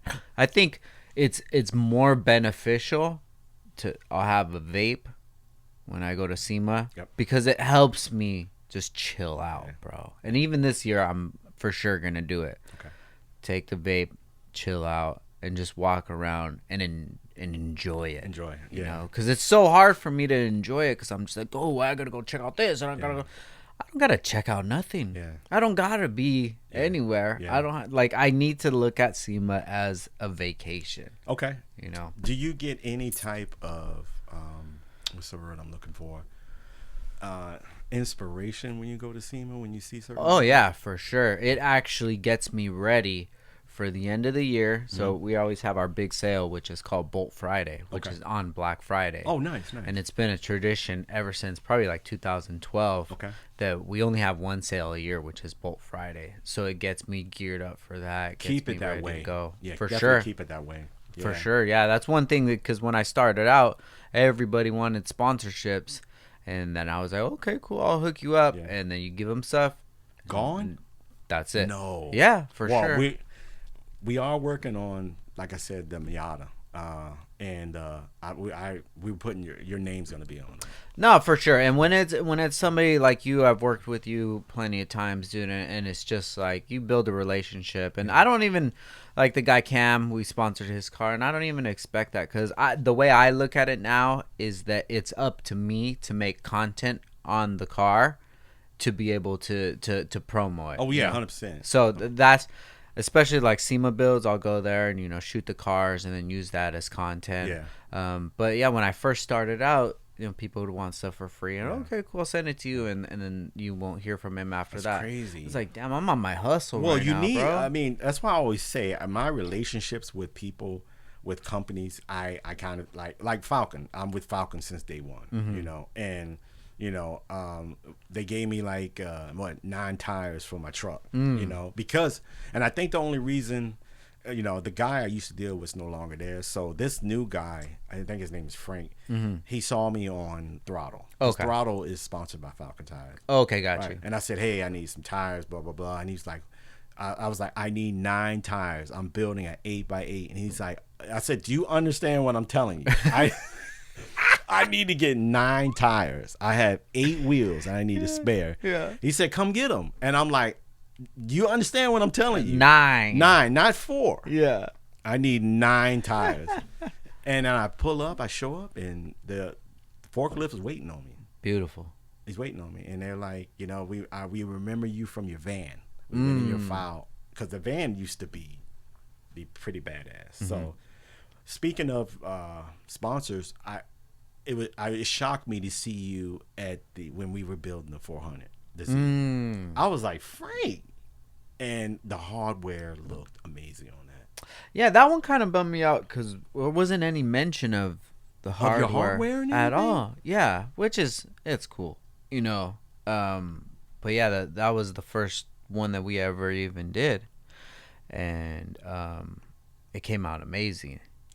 But it just feels like that market, I don't even know if it's even that big, if people are even modding those. Well, it would have been nice. Oh, well, if you can get now they're selling them so cheap now because I went into dealership, sat down, they wanted $25K over sticker, and that literally destroyed the relationship with me and buying it. I was gonna buy one and I was gonna street hunter it, and when that guy said it's going to be $25K over, I was like, you're out of your mind. I said, I could freaking buy that GTR. I was like, there's no way. I was like, why would I do this? And I can just get the GTR and not get bent over. And I was like, nah, I'm good. And I just changed. I was like, I'm not going to do it. Yeah. I wonder if there's many people that build those cars now. I haven't seen many. I see more on the streets now because now they're selling them $5,000 and $10,000 under. sticker. Oh, gotcha. Because they screwed up. Gotcha. Because they're just sitting at the dealership now. I see that Amelia, she's building one, if I'm not mistaken. Amelia. Yeah. Okay. I saw her. She was down here. I can't really talk about it, but she's doing something. She's always doing something. She's doing something, and I can't really say anything about it. She's killing it. Yeah. It's with a store, but I can't say nothing. So you'll see it at SEMA. Oh, okay. Yeah, you'll see it at That's SEMA. what's up. Yeah. But that's what SEMA's good for. To go there, to meet people, talk to people, just keep the relationships going, because we're all busy. Yeah, 100%. We all have so much stuff going on, and that's the time of the year where I'll run into people that I haven't seen for so long. Exactly. Keep an eye on the electric side. There's a gentleman building a Rolls Royce, and it's going to have air ride on it, an old one. Oh wow! Yeah, I can't say anything. I can't say who, but you'll see an electric Rolls Royce going to be there. You know who's also doing electric is Ryan from Rywire. Oh, he's doing a Honda, right? He's doing two. Okay. So he's doing an EK, so it's a red EK hatch. Electric front and back. So okay. Yeah, dude. So all-wheel drive. He's insane. Maniac. He's insane. I talked to him months ago, and he says, "Yeah, I just don't have any spare time. I've just been building these cars." You sent him any hardware? We sent him some titanium hardware for one that it's an EG that he's working on. That's going to be in the CSF booth. So make sure you guys check that out. Oh yeah, I definitely will take a look at that. Yeah, but we definitely need to do a day at SEMA when you get out there. Hell yeah, dude. We'll go hang out, walk around, and snub some people. Yeah, right. Do you have anybody else you're working with for SEMA? Not really. Not anybody that I can think of. The Miata. And then the guy with the Cam. E30. Yeah, Cam. With the E30. Okay. There's always cars that just have our stuff. It'll be last minute. Somebody's gonna be like, "Hey Frank, can you?" That's the thing about our stuff. Our stuff is the cherry on top. Well, I'm gonna do something even better for you. There's a van I'm bringing next year. A second gen. This guy, he didn't make it this year, but he bought your hardware already. Oh, really? Yeah, he already bought it. What kind of van? Man, I gotta show you a picture of it. It's crazy. I'm gonna get you on there. Okay. Even though he already bought everything, I'm gonna get you on there because you, your hardware is on. Because what you just said about the 400 and recognition, I'm gonna see if I can do this one. With that, I don't take it any sort of way. And I understand. And then I feel like with TJ, with Throtl, with the hardware is just part of it already, so it's not really like that main. What's attention to detail of a focus? Yeah, right. When you have that hood open, you see that. Yeah, and like I appreciate, like especially with TJ. Yeah, bro, I appreciate everything that he's done for me from when we started to work together in fucking 2016. I think we started working together in 2016. Okay. And man, I love to see what he's created. Yeah. Insane, dude. Yeah. It's insane. It's really motivating. Yeah. Because it just shows you that there's no ceiling, The ceiling is what you want it to be, what you think it is. Yeah. And I love that. Yeah. What do you think about his Mustang? Because he just got it and just built it. So. To be honest, I haven't followed much of his content lately. Same here, to be honest with you. Same here. Yeah. I need to look in. And then I haven't followed pretty much any car people's content. I'm really into BMW stuff right now. But as far as like content stuff goes, I'm really more into like the hip hop culture.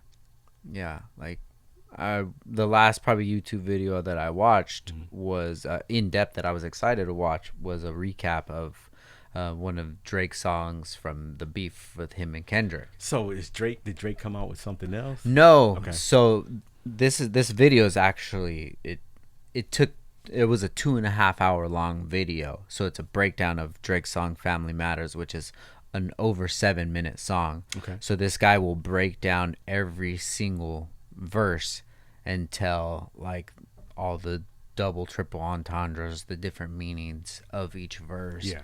And then he'll act, well, this was talking about this incident that happened, and then he'll insert clips. And like, I'm super geeked out into that stuff. Yeah, that's crazy. But it's cool, though. That's really cool. That's the name of the podcast, Downtime with Downstar, because I wanted to talk about stuff that I did on my downtime that wasn't car related. Okay. Because like every day, everything is so car focused, you know. Yeah. And we send out packages all over the world, and they're going on these amazing builds, but I don't know exactly what they're doing. And some people will tag us. I'm like, damn, that's nuts, dude. Yeah. It's exciting to see. Yeah. You know, and then we'll go to these meets. We'll go to a meet in, like, we just went to one in Pennsylvania. Like 30 plus cars have our kit on it. That's crazy. Like, that's crazy. Well, you know what? Do people treat you different when you're out of the state and they know who you are? Yes. Okay. I feel like in the last 4 or so years, definitely getting a lot more respect. Yeah. And I think it was when I started to make more of an exit out of the Honda community. You know, right. I remember that Honda downstairs. Yeah, so I love Hondas. You know, that's where I started at. But I really feel like it's a company that doesn't, or it's a community that doesn't like to see people grow. Yeah, you know, crab in a barrel kind of thing. If you look at the Honda community, it's still the same brands that are still making it, the same like legacy brands, and then just a bunch of knockoff brands. You know, which is awesome. And I have my piece of the pie. Mm-hmm. I provide what I do to that community. Yeah, but I'm growing, dude. My goals, my ideas, my ambitions, everything grows. My circle grows, you know. So the more that it started to grow, and I just started to look at it as what it was. It's like, okay, if a car goes from a 7.5 second to 7.4, I don't have that same heart in it, you know? Yeah. So, and then you're going to a show and you're trying to win the award. I don't have any interest in that stuff. Yeah. I've seen the pinnacle of what I want to see. You know, you see a car go this fast. Mm-hmm. You're like, okay, that's tight. Mm-hmm. I don't need to see any faster. Right. You know, if it's possible, that's cool. If that's what you guys are doing, that's cool. More power to you. Yeah. But I started in that, bro. I've been in the Honda community since like 2007. I know. Like I said, I remember seeing that motor with you're all dressed up and stuff like that. Yeah, so it's like, in 2009. What else is there? What's that? And now you went to BMW. Exactly. What's next? Like, what's next? I feel like I still have a lot more to do in the BMW community. And the reason that I'm so passionate about it is because I have one and I'm into it and I'm living it. Yeah. And it's I don't know what else I'll be into in the future. Yeah. What's going to make sense. Well, I'm looking forward to seeing what you're going to do next. Thank you, bro. I would like to do more of this. Yeah. This is what I would like to do more of because I feel like I have a lot more to offer than just selling bolts. Right. You know? Unique bolts, yeah. I love it. I love what I do. And but I feel like there's just so many more avenues to be able to dive into. Yeah. And you're able to tap into other stuff too if you need it. Yeah, for sure. Yeah. I always talk about it, and it's probably something we're gonna get into. It's like home decor. You know, like these young kids, right? Yeah. They have their room is their only thing that is there. Yeah. This mic closer. The room is their only thing that's theirs. Okay. Right? Their room and the section of the garage or whatever, right? So why wouldn't they want to customize that as well? Okay. Why wouldn't you want to bring in the brand that you support into your room? Yeah. One of my favorite brands, if not my favorite brand, is Supreme. Okay. You know, Supreme has... Yeah, I saw the table. Yeah. The table, you know, I have Supreme everywhere. Yeah. And that's a skateboard company. They started out as a skateboard company, and that's what they are to the core, is a skateboard company. Yeah. But they do collabs with so many different people. Yeah. Well, that doesn't make sense. Why is Supreme collabing with a hiking company? Mm-hmm. Well, why not? Why not? Why not? And that's the way that I look at us and I look at what we do. It's like, why not? Why can't when the guy goes in there to switch his light on, that it's like some tricked out like plate and like a good technology or something cool to it, lit up with the logo, like why not? Yeah. And the cabinets, why can't you change those out for nice the billet hardware and stuff? Yeah, nice billet. People would literally buy that for sure. Why not? Because it's cool. Exactly, because it's cool. Cool is cool, no matter what. Yeah. And that's how I feel about us. Okay. I feel like we're cool no matter where we're in. Yeah, absolutely. It's just about your outlook on things, how you look at life, how you treat people, how when you interact with somebody. That's one of the biggest things right there. If you act like a dick, bro, I'm telling you, it just it seeps through your skin. It really does. Just always be just cool, calm, and collect, and just be very cordial to everybody. Because you never know who you're talking to. Never know who you could talk to. Bro, you could bag the sickest fucking car. What if somebody doesn't even care about cars? Yeah. What does what you do matter to them? Yeah. What does it matter to me, like everything that I do, if their whole life revolves around tennis? Yeah.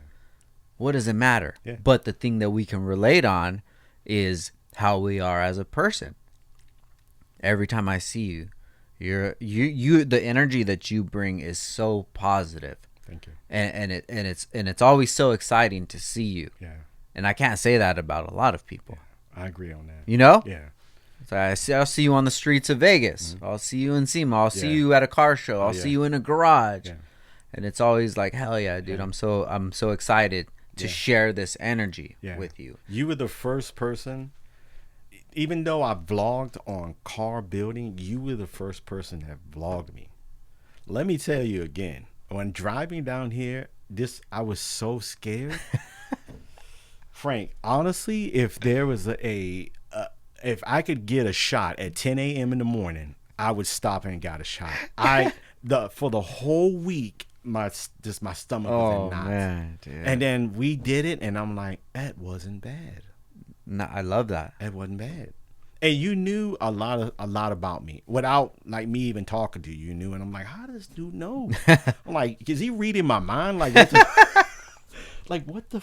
But you made it so comfortable, and I'll never forget that. Thank you, bro. It opened up a lot of doors. You have opened up a lot of doors for me, and I don't think you realize it. Oh man, dude. Yeah. So I appreciate you, bro. Yeah, thank you. So every time I see you, you getting a hug every time I see you. Thank you, bro. Regardless. Hey. Yeah.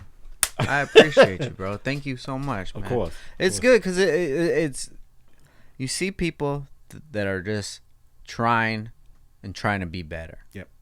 And that is the thing that we can all relate on, no matter if you're into tennis. Yeah.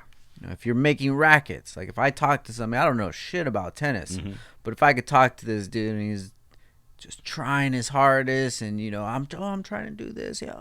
This guy, give him a racket, dude. Right. He's gonna be on the U.S. Open. See what he can do, right? I love it, bro. Yeah. I love it. I love to see people just trying to be the best version of themselves. Absolutely. And we have kids, so we have to, they look up to us. You got to set a good example, man. You have to show a good example because they're watching. For sure. Yeah. And you don't ever want to show them, like, I hate to say it, but like the ego part, because ego got me so far. Yeah. But did it hold me back too? Yeah. Well, they say it's easy to get in there, but it's hard staying in there. Yeah. So and that ego put you out.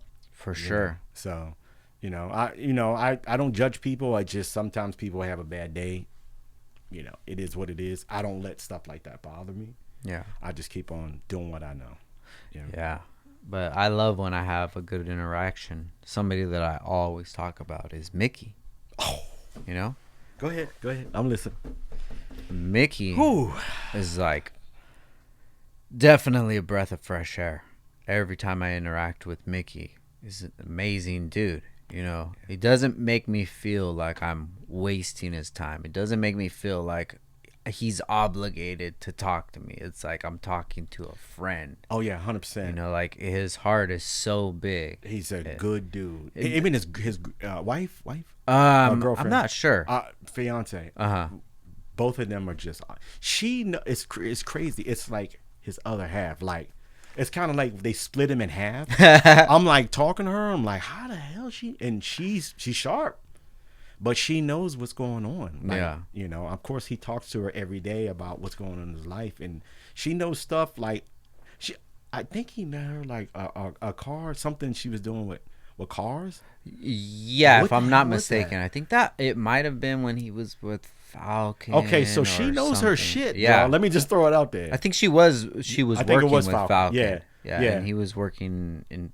I forget. Yeah, but don't come at her and don't act like you don't, because she knows. Yeah. So, but I could tell the way they both were talking. I'm like, man, this girl's pretty sharp when it comes to car stuff. And from what I heard, she's been in the game for a while. Yeah. You know, I think she had a car that was a couple cool cars or something like that they were saying. But I could just tell the vibe when they were together. I'm like, damn, like that's his soulmate. For sure. And yeah, Mickey just brings a great vibe. Yeah. You know, and I always try to speak it whenever I can because it's like it's very rare. Yeah.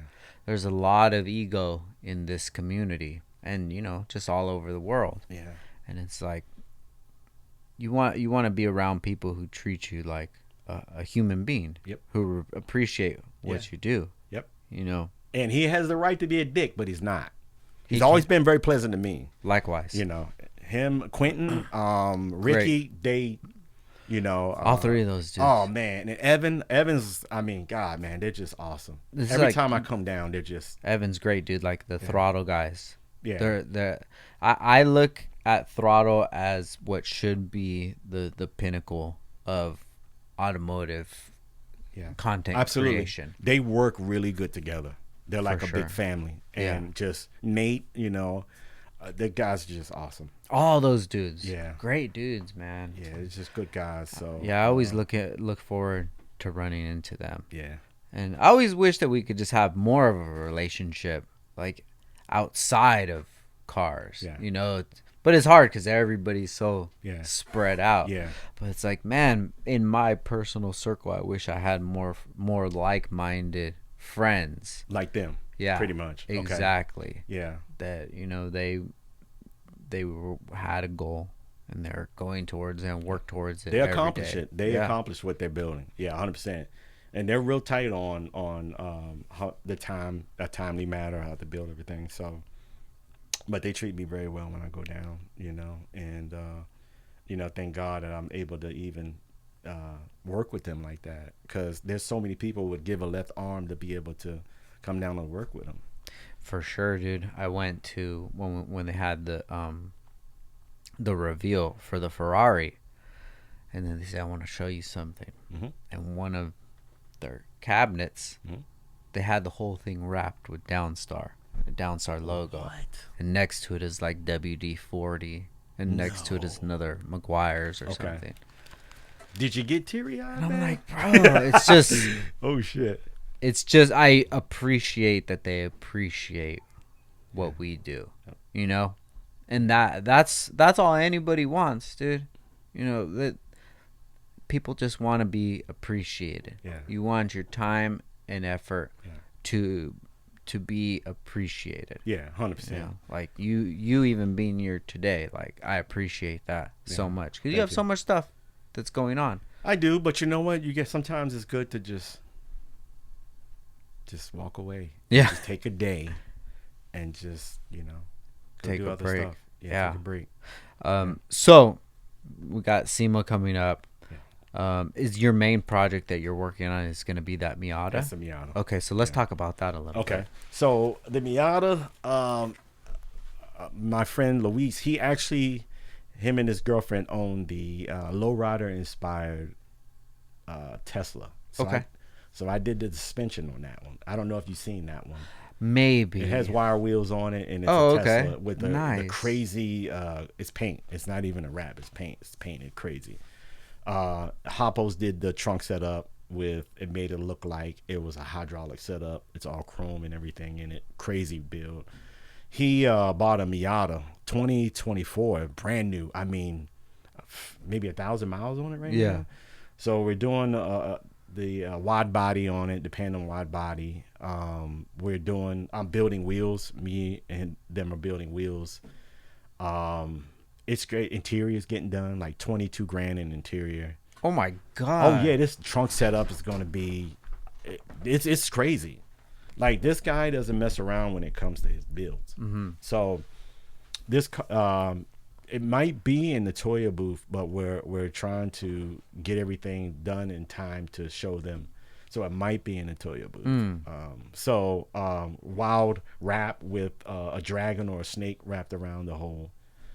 It's gonna be in your face. Damn. Yeah, flat black faces with gloss black wheels with gold hardware. It's gonna be nasty. That's insane, dude. Yeah. What kind of interior does that have? I think it's gonna be all leather. I'm not sure, but interior is all out. I mean, the dash, doors, everything's gonna be done. Like, this guy doesn't mess around when it comes to build. What made him want to do a Miata? I don't know. Once he saw the Pandem one, there was 2 of them done here in California. He was like, I'm gonna do something crazy. Yo, this is gonna be definitely JDM in your face, like 100%. So yeah, but he wrecked. He had one, he wrecked it, and he was like, I'm gonna get another one. So he went to the dealership and bought a brand new one. Oh, okay. Yeah, so we're cutting up. Another $30,000-$40,000 car. I'm not sure how much the Miatas are, but I already did the air ride. We was sponsored by Airlift, and then June Fitted sent me the suspension and put it all in. And like I said, we just got wheels, and then I got to get the hardware from you for the body kit. And this is gonna be a lot of fun. Everybody who sponsored it will be on the hood. Gotcha. It'll be on the hood. So I'm looking forward to. So when you so do you actually do the cutting up of it? No, it's another guy that he's been working with for a while. Okay, and he's cutting up everything. So let me ask you this: the other Miata that you were saying when you worked with, or not the Miata, excuse me, the car that you were working with Throtl, where you did in 6 hours. Yeah. What is it that you're like? What skill do you have that you're able to do it that fast? Or so it wasn't with Throtl, with TJ. It was a 400. Yeah, okay, gotcha. But Throtl they were together at the time. Okay, it was in the same facility. Yeah. So when I got it done, because Mickey was like, you're not gonna get this done, and you might as well get a hotel, right? Blah blah blah. I'll see you tomorrow. Man, please, 370Zs, I can knock them out in 6 hours. If I, not now. I'm 50 now, so it's like, but they were amazed that I got that car done in 6 hours. So is it because you know where to route everything? Or? Yeah, it's easy how to run everything. Because the 370Z, I know exactly where to run everything. Gotcha. So, I pull off the panels, run everything behind the panels, put it back on, mount everything, do the board, wrap it, 6 hours. And once Quentin saw, he had a little flashlight, and he saw like how I ran it so clean. He was like, we got to get you on the show. And I'm like, what do you mean? He's like, dude, you did this in one day. He said, it takes us a week to bag a car. He said, you did this shit in one day. And I'm like, yeah. And he said, it's clean. And I'm like, okay. I like doing, clean installs. So when the opportunity to do the 400 Liberty Walk, the first one in the U.S., they had an opportunity. He's like, you want to come out and do it? And I'm like, say less. I talked to my wife. I said, hey, I call it piecework. So she was like, yeah, just go ahead. So I went down there, but I took 2 days because they were like, look, don't work too fast. We have to sometimes go back and re-record stuff. So they had to have me slow down because I'll knock it out. Yeah. But they're like, slow down and let's make sure we get everything pretty much. And I was like, okay, so I know when I go there, I have to do it at a slow pace. I know it's only a 2 day. So what cars off the top of your head are really fast that you could do? The FRS BRZ 86. Man, it was so easy. Really? It's like doing a go-kart. Yeah. The rear end, I just dropped both shocks and the whole thing falls right out. You can just bolt it in and lift it back up. It's nothing. Those cars are easy. Nice. That car, the Aventador is pretty easy. Really? Yeah, it's really easy. Yeah. Yeah, 4 shocks. The hardest thing to do is run the controller wire into the cab because it's all carbon fiber and there's only one grommet in the passenger side. You got to get it in there. You literally have to flip somebody upside down and put them in there so they can grab it. So when say there's like the rubber grommet is in between there, is there like connectors or does it just go straight No, it's through? just a plastic piece. You just have to put a slit in it and then run it through. Gotcha. Because the whole cab is carbon fiber. Okay. So that's the only way to get in there. You know, because the main harness goes through that area and that's it. You don't want to drill into it, obviously, because it's carbon fiber and you don't want to do that. So you just got to cut a little slit and run it in. Oh, okay. Yeah. So this because we did the Liberty Walk. We did the body kit on the Aventador. It's a guy named it's a company named what is it? Ticket Dismisser. Okay. That car, we did that car. Okay, got it. It's black now, I think. It used to be that blue, but now it's black. So Ticket Dismisser, we did his car and we designed the struts and stuff like that for it. I always see his Instagram popping up. Oh yeah, that dude. It's a funny dude, really nice guy. But yeah, we did his. So I got 3 Liberty Walk cars underneath my belt. That's cool, bro. And the 355, you know, I helped Throtl do that as well. Do you ever do any BMWs? All the time. Really? Yeah, 3 Series and BMWs all day long. Yeah, the old ones too, the E30s. I do a lot of those. I've done the wagons and then the regular sedans. So how reliable is like an air setup? I run my air lines inside the car. I never run them out. So all my lines are ran from the back all the way through the seats underneath the car. It's all ran inside. So if you run it good and you run it clean, it should be fine. I mean, I got guys running 9 years on the same setup. Oh, okay. Yeah, so, what are some of the failures that you would have? Well, what I do is on my compressors, I only use I use a certain compressor now. When you got duals, I use the 485Cs. I don't use the 444s or the 380s anymore. It's a lot more money, but it's less headache. Usually, the compressor is where the issue is. Okay. Not the manage, it's usually compressors. So the check valves on them are just, I don't know why, it just keeps on. It's just bad stuff. So even if you buy those compressors, the SMC check valves, just replace them before you even put them in. Just take the old ones off and put the SMCs on. Oh, okay. Yeah, and that'll get you out of a headache. Yeah, or unless you want to go with the big boys and they have bigger check valves and you don't have the problem. So does it depend on the size of the line that helps it go up or down faster? Well, I don't like stuff to go that fast. I like a gradual raise and a gradual drop. When you got 3/8 and you're dropping, you're literally subframing out. You're hitting hard. Yeah, so you kind of want to stay. I only do 1/4 inch. I don't work with 3/8 at all. Yeah, it's still quick, but it's just not going to destroy your car when it's airing out. Is that another thing that there's a community for that do like the fast setups to kind of mimic hydraulics? Yeah, they kind of want to do that, but yeah, you can use a valve setup that you can put together, and it's quick. You can run 1/2 inch lines, and it sounds like a bomb going off. It's like, but that's just what we did back in the day because that's all we had. We didn't have anything else to. Got you. Yeah. I think back my buddy had a Charger and it was pretty loud. It was on valve. Oh yeah. Yeah. And then the compressor would just kick on. Yeah, it stays on forever. And it's like, turn that thing off. So are the new compressors good now where they'll build up air quickly? They're quieter and they fill up quick. Got you. Yeah. One compressor of the big boy can do what 2 do, to be honest with you. Oh, okay. Yeah. Is there a way to quiet them down more? Or? Well, with the big ones, they're pretty quiet. I mean, especially if you're in like a 350Z, the cab, everything's open. You kind of, and I hide them underneath. I could do a board and hide them underneath the board, so it quiets it down. Right?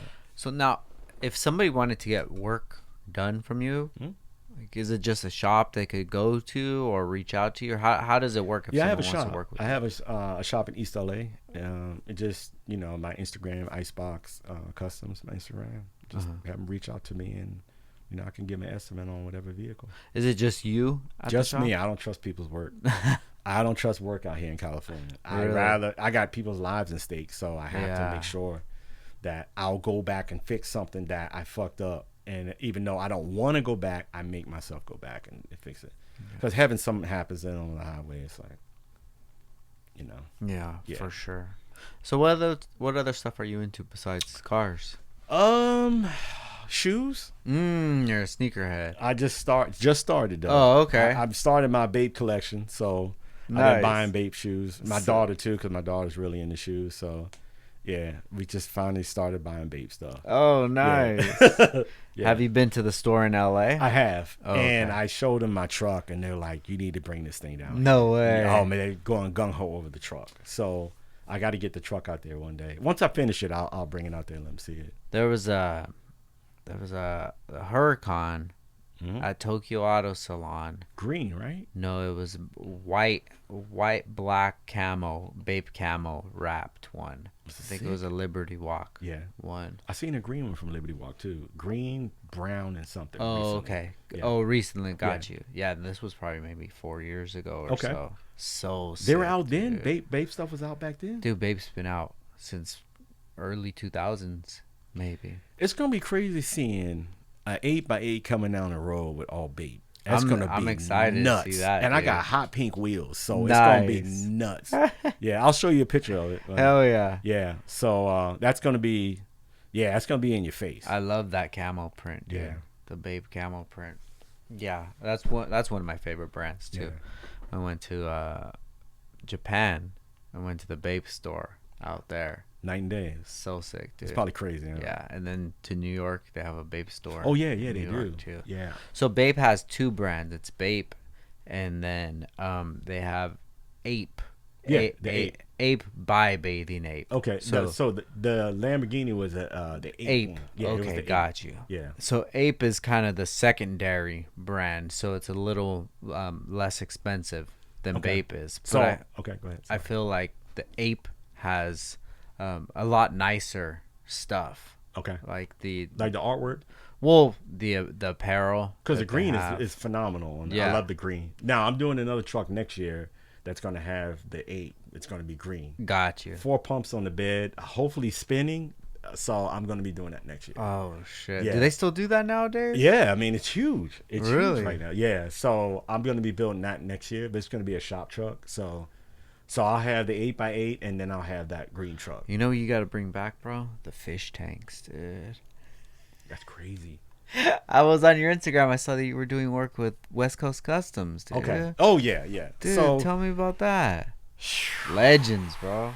I know. Legends. They contacted me to do the academy program for the kids. Okay. And what I did was there was an old Forerunner that Ryan owned. That was back in the day. He did air ride on. He made it a 2-wheel drive instead of a 4-wheel drive, and he fucking lowered the shit out of it. So it was on air ride, and he brought that out and had, I want to say, 6 of the students that came out, and they build these vehicles, paint. They learn how to paint the whole 9, and they wanted to do air ride. So they contacted me and was like, "Hey, do you want to teach a class?" And I'm like, "Teach a class?" And they're like, "To do what?" To install air ride. And I was like, "Sure." So, and West Coast Customs is 10 minutes from my house. Oh, okay. Yeah. Cool. So it took about 2 weeks because some of the guys messed up a lot of stuff. You know, righty tighty, lefty loosey. They broke a lot of stuff. So, that's going to be on TV soon. Oh, wow. Yeah, it's coming. That'll be television and YouTube. I think they're going to be doing that. Dude, very cool. Yeah, just the opportunity of working with them was fun. It was fun.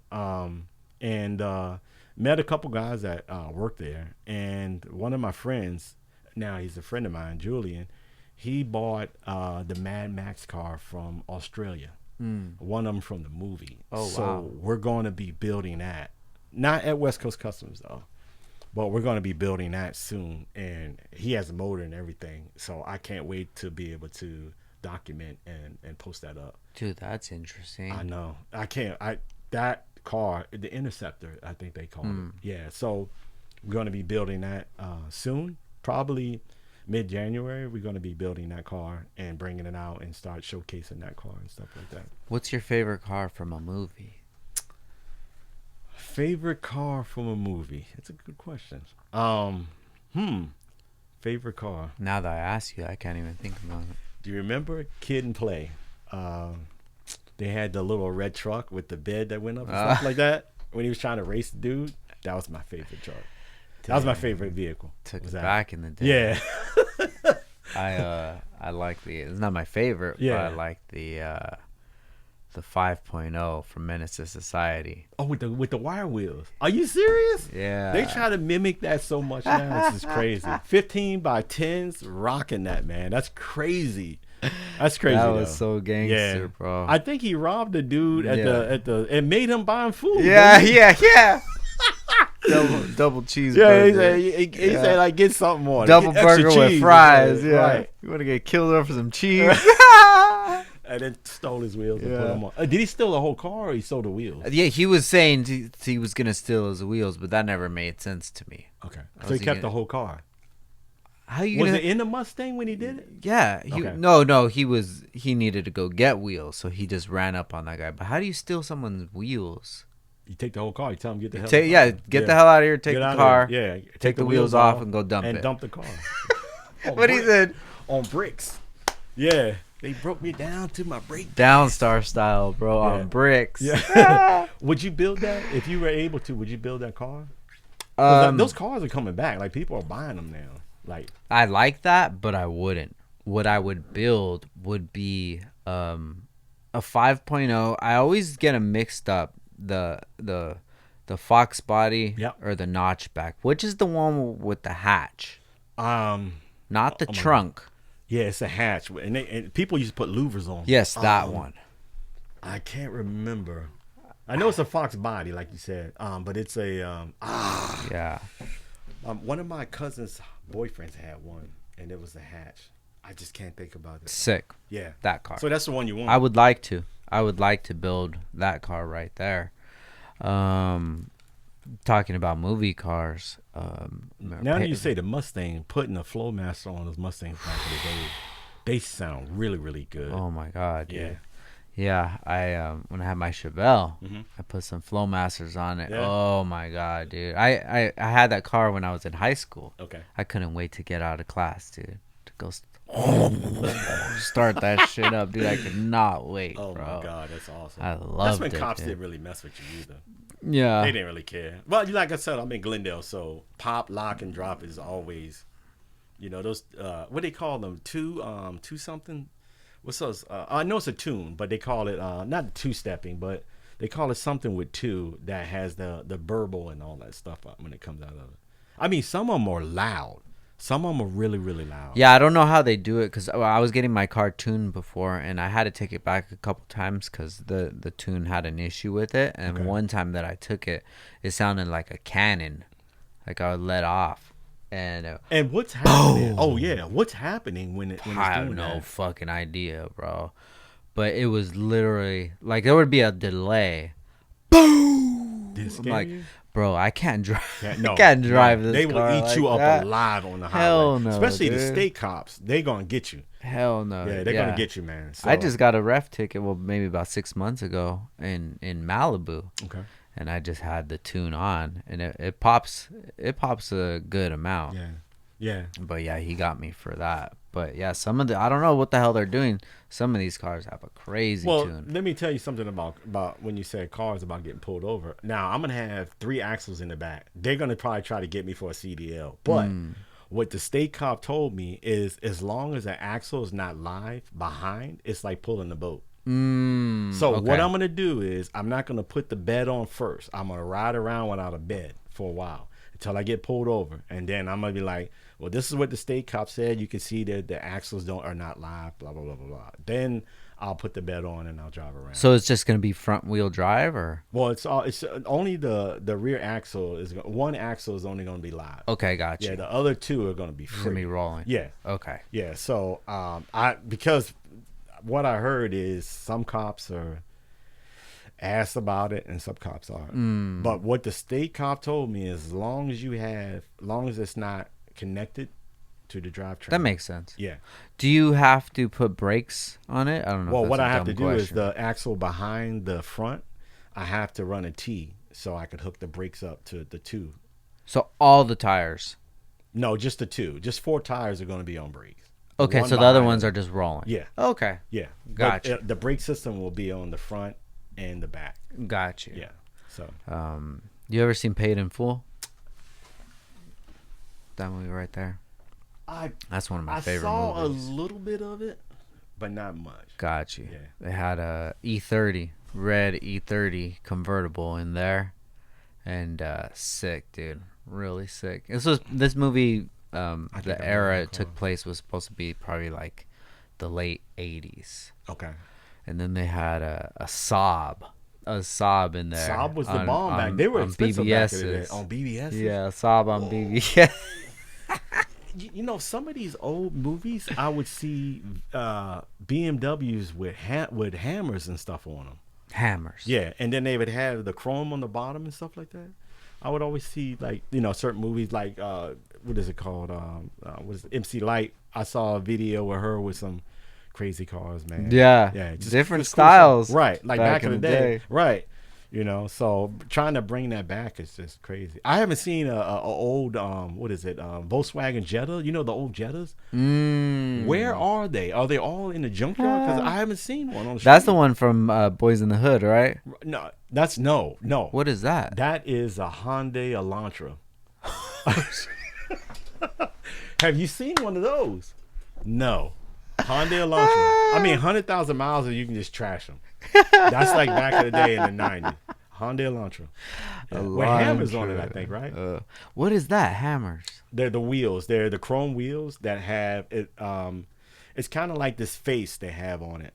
And you put it on and you put the cap on it. And they were called hammers. Okay. Yeah, you probably we have to look it up. Gotcha. Yeah, it's just a wheel that everybody had back in the day. Seems like everything from back in the day is coming back in style again. Well, even finding stuff like here in California, dude, you go on OfferUp, it's so much stuff you can find. And they be like, oh shit, I can't believe somebody has it. Yeah. You know, some people out here, they don't throw away shit. Yeah. You know, they just keep stuff. Or they go into a storage or something and they're like, dude, I didn't know I had these. Dude, maybe I could get my Escalade. You can pick up an Escalade anywhere. It ain't gonna be too good on gas, but you know, you don't want to see them at the gas. 28-inch TSWs. Bruh, that's when life was good. Remember that shit, bro? Remember that shit? When spinners came out? Yes. Everybody was buying spinners. They were like a couple grand for those wheels. Yeah, dude. I would rock spinners now for sure. Only thing I cannot do Lamborghini doors. I'm sorry. I can't do that right now. Somebody asked me to do it, and I was like, dude, Lambo don't even have Lambo doors anymore. I had them on my Civic. I had them on my XB. 2017 when I rebuilt that car, I had Lambo doors. Yeah, and 06. Bro, they're so like it doesn't line up. Nope. It's weird. Yep. It's like nah. Yeah. You got to make sure they're tight. Yeah. If they're not tight, it's just gonna because that weight of that door is super janky. Yeah. You got to wire the wiring and stuff. Super janky, dude. I was so happy to get those things off. I was like, thank God. And somebody gave me like top dollar for those things. I was like, you really want these things? I'm like, all right, man. So. I took mine off and I sold those ones too. Yeah. It was a cool idea, but it definitely the quality wasn't there. Yep. There's a lot of stuff that I miss from back in those days. Yeah, that's when, like I said, that's when life was good. For sure, I miss systems. People don't have systems. I have a whole old school Alpine set up, brand new in a box at the house. Oh, really? Whole thing. Yeah, mids and highs, woofer. I got a mono amp from Alpine and a 4-channel I'm gonna put it all in the truck. Nice, but I'm gonna go with 3 10-inch bazookas in that. Oh shit! Yeah, old school bazookas. Yeah, they have a lot of new brands now. Yeah. I hear this brand Sundown. Have you heard of them before? They make like big SPL subs, pretty affordable, dude, and they bump too. They hit pretty hard. Yeah, it just makes sense. Technology is just gonna get better and cheaper, and back in the day. JL, that was like the big shit. Yeah, I was into Phoenix Gold. Okay. But I used to be, if you want to go old school, the Hyphonics Hercules. Woo! I was just gonna say that the Hyphonics. I had the 0 gauge inlet, dude. Hyphonics Hercules was my mono amp right there. Yeah. Oh, that's a bad boy. Yeah. You remember brand RE Engineering? Yeah, of course. Yeah, RE. They had those big SPL subs, and then Digital Design. Yeah, Sir and Vega. Yeah. I mean, you had some really. I mean, Rockford Fosgate was out, for a while too. Before they went super commercial. Well, they were square too. You can get the square ones back in the day. Yeah, I remember the ones that had the old school Fosgate logo, and then the amp had those like fins. Yeah, yeah, you remember those, right? Yeah, those were You beautiful. had to have enough. Your wiring had to be on point, or it wouldn't even come on. Yeah, you had enough. You had to be thick enough to work because it's Orion's. Yeah, the Orions. That's a little older than my stuff. I was probably 2003 to 2007 car audio. There was what was that sub? The Juggernaut, I think it was. That's Who the made big that? one. That was the big one. Big one. You had to have a forklift to put that thing. Yes, I forget what brand made it, but yeah, you're right. That thing was. One guy had them in a mini truck, in the whole bed, and this thing was, it was crazy. Same when I lived in Nevada, a guy had one of those in a mini truck. Did it pump? Yeah, he did a cutout in the back. Oh yeah, and then he made the box look like a toolbox with the diamond plate on it. That sounds badass. Fucking loud. Oh, who made that? Damn, I forget that brand's name. And I used to like 15-inch. I always liked the 15 because you could hear the 15s down the road. And then, then I started getting 12s. But then once I got into bazookas back in the day, we had a Honda CRX and it had 3 10-inch bazookas. And it sounded like, dude, it would knock birds. It would knock birds out of it. I mean, this thing would hit. Birds out the tree. Woo! Oh, man, shit. I can't believe this thing would hit like that. Shit. That's fucking hilarious. Bruh. Yeah. That was the car, though. Yeah, the CRX. If I can find one right now, I'd do it. When I would go to bass competitions, that was the popular car because the way that it was built, they were able to get so much decibels out of it. 100%. Yeah, big dogs were doing like 150 plus decibels coming out of that. Yeah. Oh my god. No cracked windows or anything. No, the windows wouldn't crack because that's a whole. That's like a box by itself. Is that car? The car's a box. Yeah, for sure. Actually, last year when we went to SEMA, in that back parking lot, the new hall that they built. West side. Yeah, behind that there's a big parking lot, and that's where the Teslas go pick up and such. Yeah. Well, we're walking back to go take the Tesla back to the hotel, and boom, boom.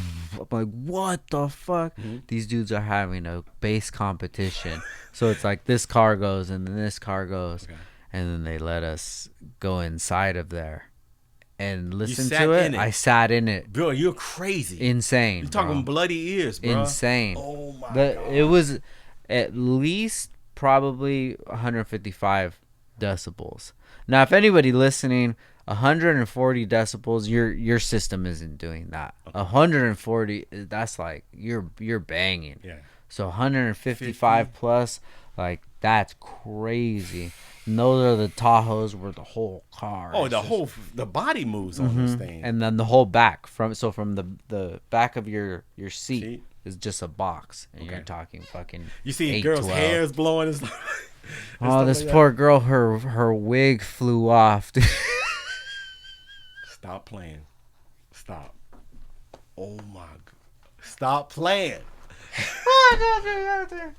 You got it on video. I got it on video, dude. I could find it because it was the wig came off. That's viral right there, bro. Bruh.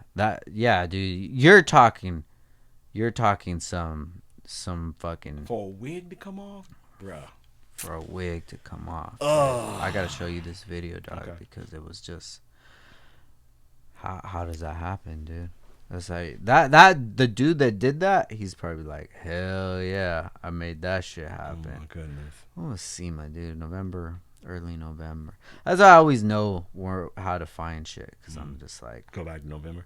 Now, Halloween. Are you going to be spending Halloween with the little one? Oh yeah, with the little one for sure. Okay. So I'll never do SEMA with if it goes through Halloween. Okay. I love Halloween, dude, especially. Okay. Like she loves it. Here we go, dog. Oh my god.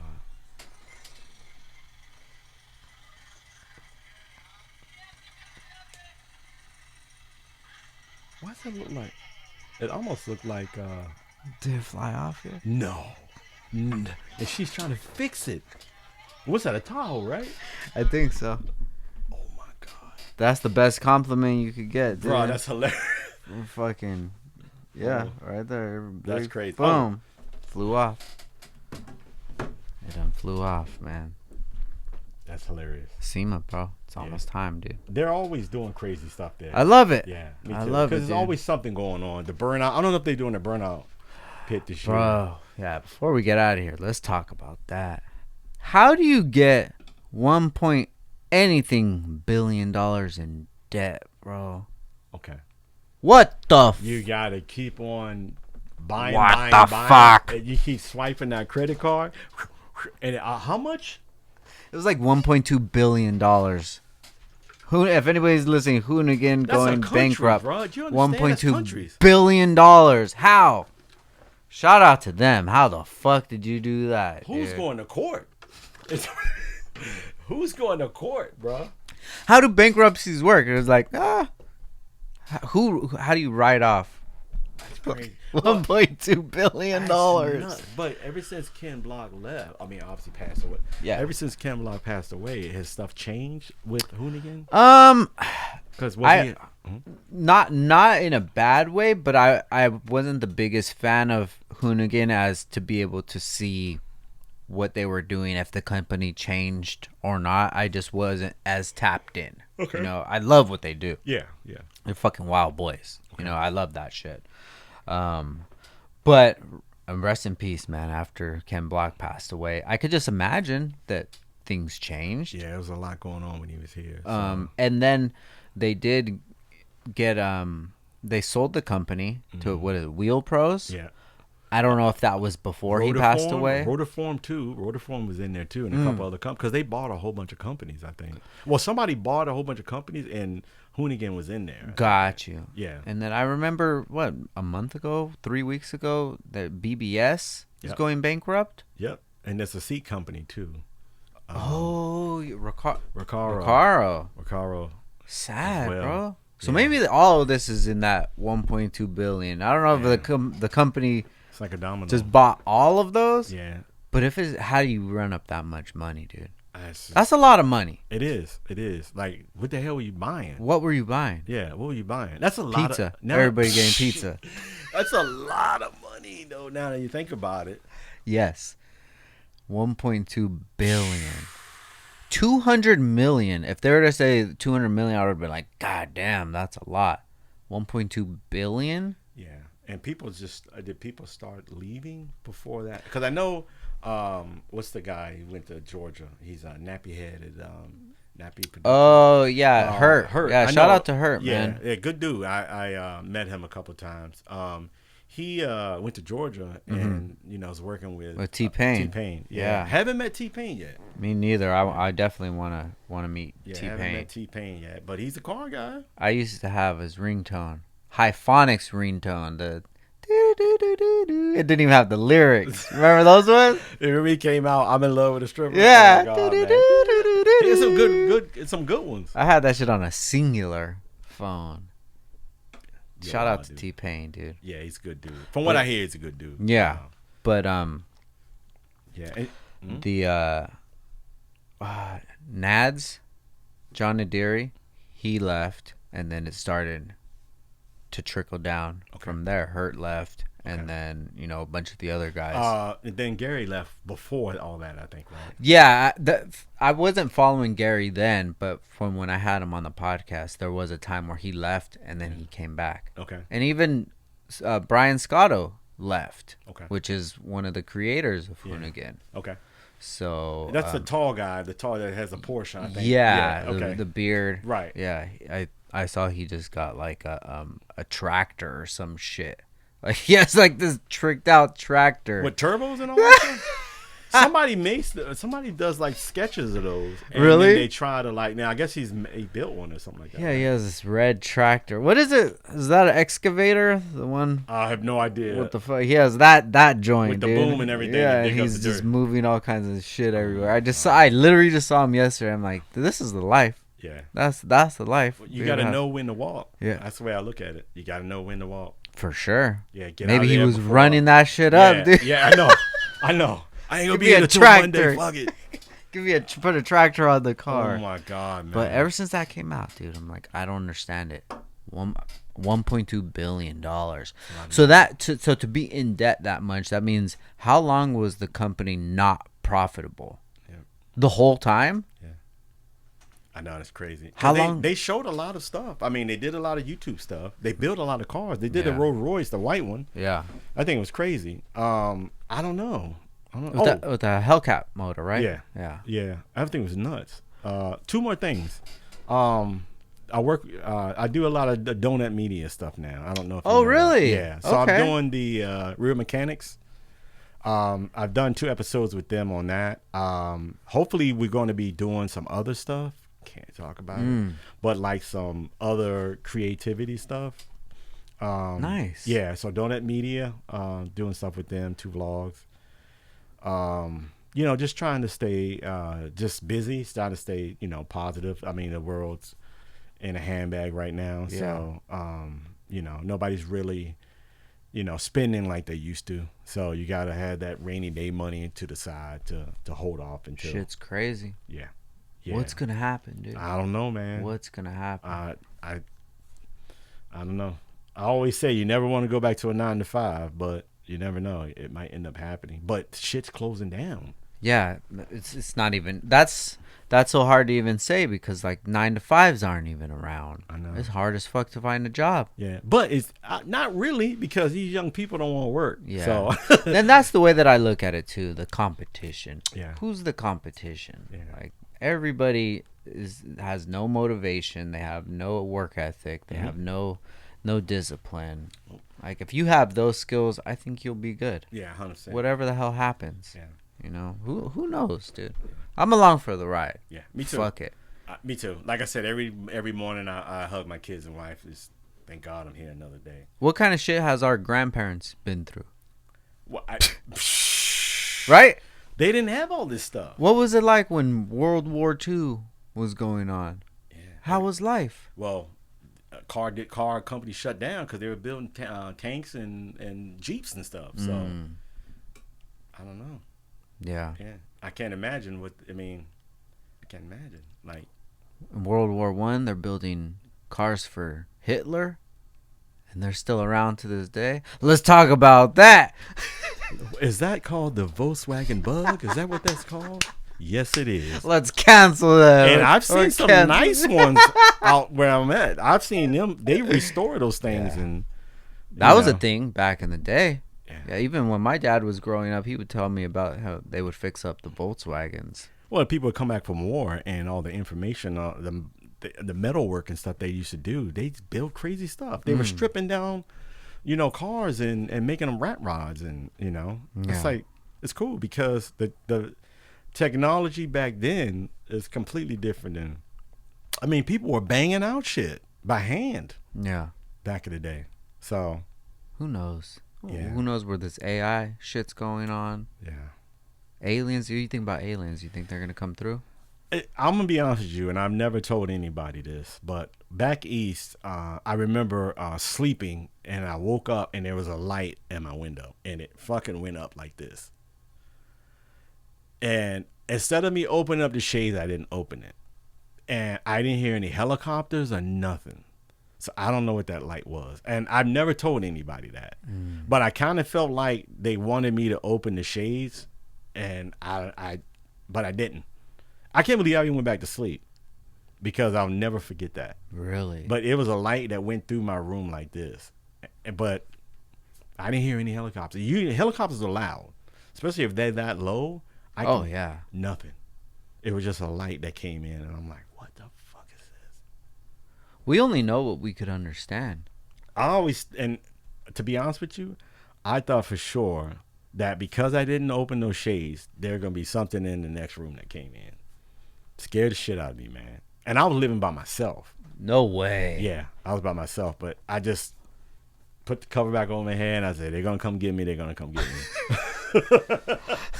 But yeah, I think, Frank, though, if I would have opened those shades, I think, yeah, it'd have been, yeah. Really? It'd have been abducted. What did you live in, like a rural area? No, I just kind of it was a nice townhouse, and just a regular area, nothing crazy, but well, they have those. It was maybe a year or so ago where they were saying that there were some aliens, some tall aliens in someone's backyard in Vegas. Did you ever hear about that? Yep. And then Nevada, I think. Yeah, it was in Nevada. It was in. I'm pretty sure it was Vegas. Yeah. Okay. But they made it off as it was like a joke or something. But I don't think it was. There's some videos of it where they were able to like analyze it, and they there was actually some tall real behind a car or something like that, looking at the guy. Mm-hmm. It was like 3 of them or something like that. Yeah. And then another thing in Miami, there was like some sort of like attack, and then people were saying it was aliens too. And then, the way I see it is like if something did happen, it could get covered up. 100%. They cover up so much stuff now. So much. But you know what? It's crazy because do you think we are the only beings? Hell no, dude. I think there's different species here. They trying to say there's lizard people here. I think so. Okay. Yeah. Yeah, they're trying to say, well, they're saying that, and they look like humans, but they're really, lizard people is what I mean. I heard they live in the ground or something like that, and they come up. I mean, they were even giants back in the day, like huge back in the day. They had bones that they found. I've been looking at videos of the Grand Canyon. Like, something's going on out there, bro.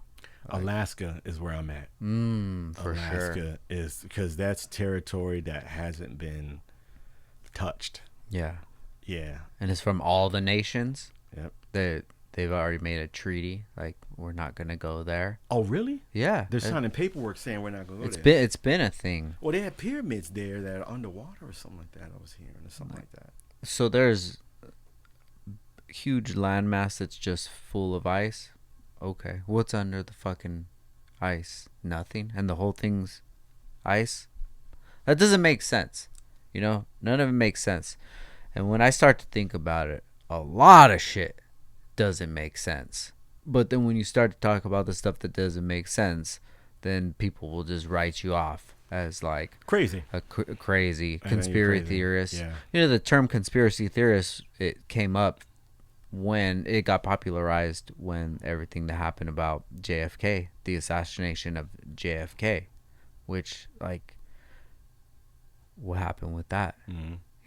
Yeah. So many things. I think that they didn't expect technology to grow as rapidly as it did, or to be able to, because if you were in 1950, 1960s or whatever, you couldn't fathom the technology we're going to have to this day. So if you thought that you could just, cover up some shit and they're never going to find out about it. Like, now we're in an age where it's hard to cover anything up. Okay. And I believe in all that stuff. Me too. I believe in that. I'm not going to believe what they're telling me. Yeah. Is the truth. I mean, what can you believe nowadays? I mean, it's crazy. I mean, to even run into like a Bigfoot or something like that. Like, how can't that be possible? People, somebody would find it. Like, how often are you chilling in the middle of the fucking woods and you hear something screaming like you've never heard before? Come on, bro. And you don't think he knows that you're there? Oh, yeah. He knew you was hiding there when you pulled up. And he's hiding? Right. I mean, like, what do you do? I'm be honest with you. I don't do camping. I don't do any of that type of... Look, let me let you know something. Real talk, black folks don't do that shit. Let me just throw it out there. We don't camp. We don't skydive. We don't do none of that shit. We don't scuba dive. Nothing. Oh, we shit. just don't. We don't. Yeah, I love camping. I can't do it, man. I love it. It's too many crazy shit out there. And there's a weird thing too about where there's a lot of national parks that people go missing. I heard Yellowstone. Like, they've seen crazy stuff at Yellowstone. Who knows, dude? Yeah, creatures that they've, just don't ever do Yellowstone. Just promise me you'll never do Yellowstone. I like the show. Do you ever watch it? No. That was the show, right? Yellowstone? No, they should do something like a documentary on that, on Yellowstone. I would. Because they say, people do come up missing, but they should do something, something Netflix about Yellowstone. They should. Something. They need to do more investigation on the, speaking of Vegas, the shooting that happened in Vegas. They don't even talk about it anymore. How they just fed it to you.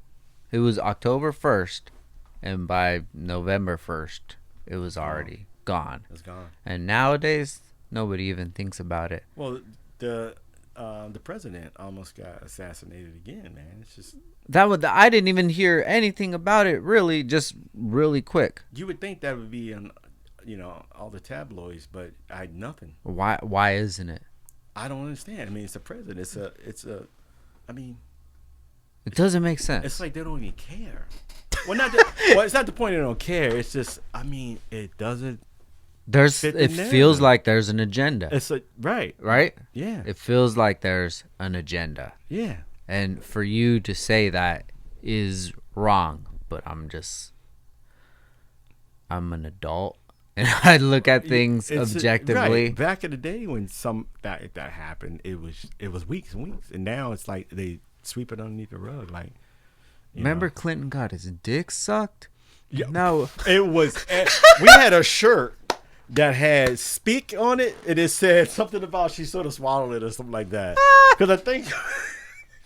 I can't believe we even talk about this. That's crazy. This is Downtime with Downstar. We talk about everything on here. Yeah, I mean, it was. I mean, and they got him out of office. He got impeached over that. Over that? Yeah. He was out. Crazy. The divide right now is crazy. Yeah. And what it is that your algorithm is so dedicated to you specifically, and it's going to feed you only what you want to look at. So say if you're a Trump supporter or a Kamala supporter, it's only going to show you the best of that and the worst of that. Absolutely. So if you don't have these kind of conversations, you're like, wait, what? What do you mean in Vegas? No, the guy, he was just crazy and he just shot up. No, but the whole entire strip was having shootings. Oh, really? I didn't know that. At like 7 or so casinos, dude. All the way down the strip. Shooting. Yes. There's a website that you can go to. I never even heard that. Bro, there's a website. So first of all, they said there was one shooter, but you're hearing multiple shooters. There's so many counts of multiple shooters. They were just spraying people. Yeah. They were doing. Okay. And there's people calling in and say, "Oh, there's a shooter at the Bellagio." And I saw somebody shooting. I saw this person with a gun.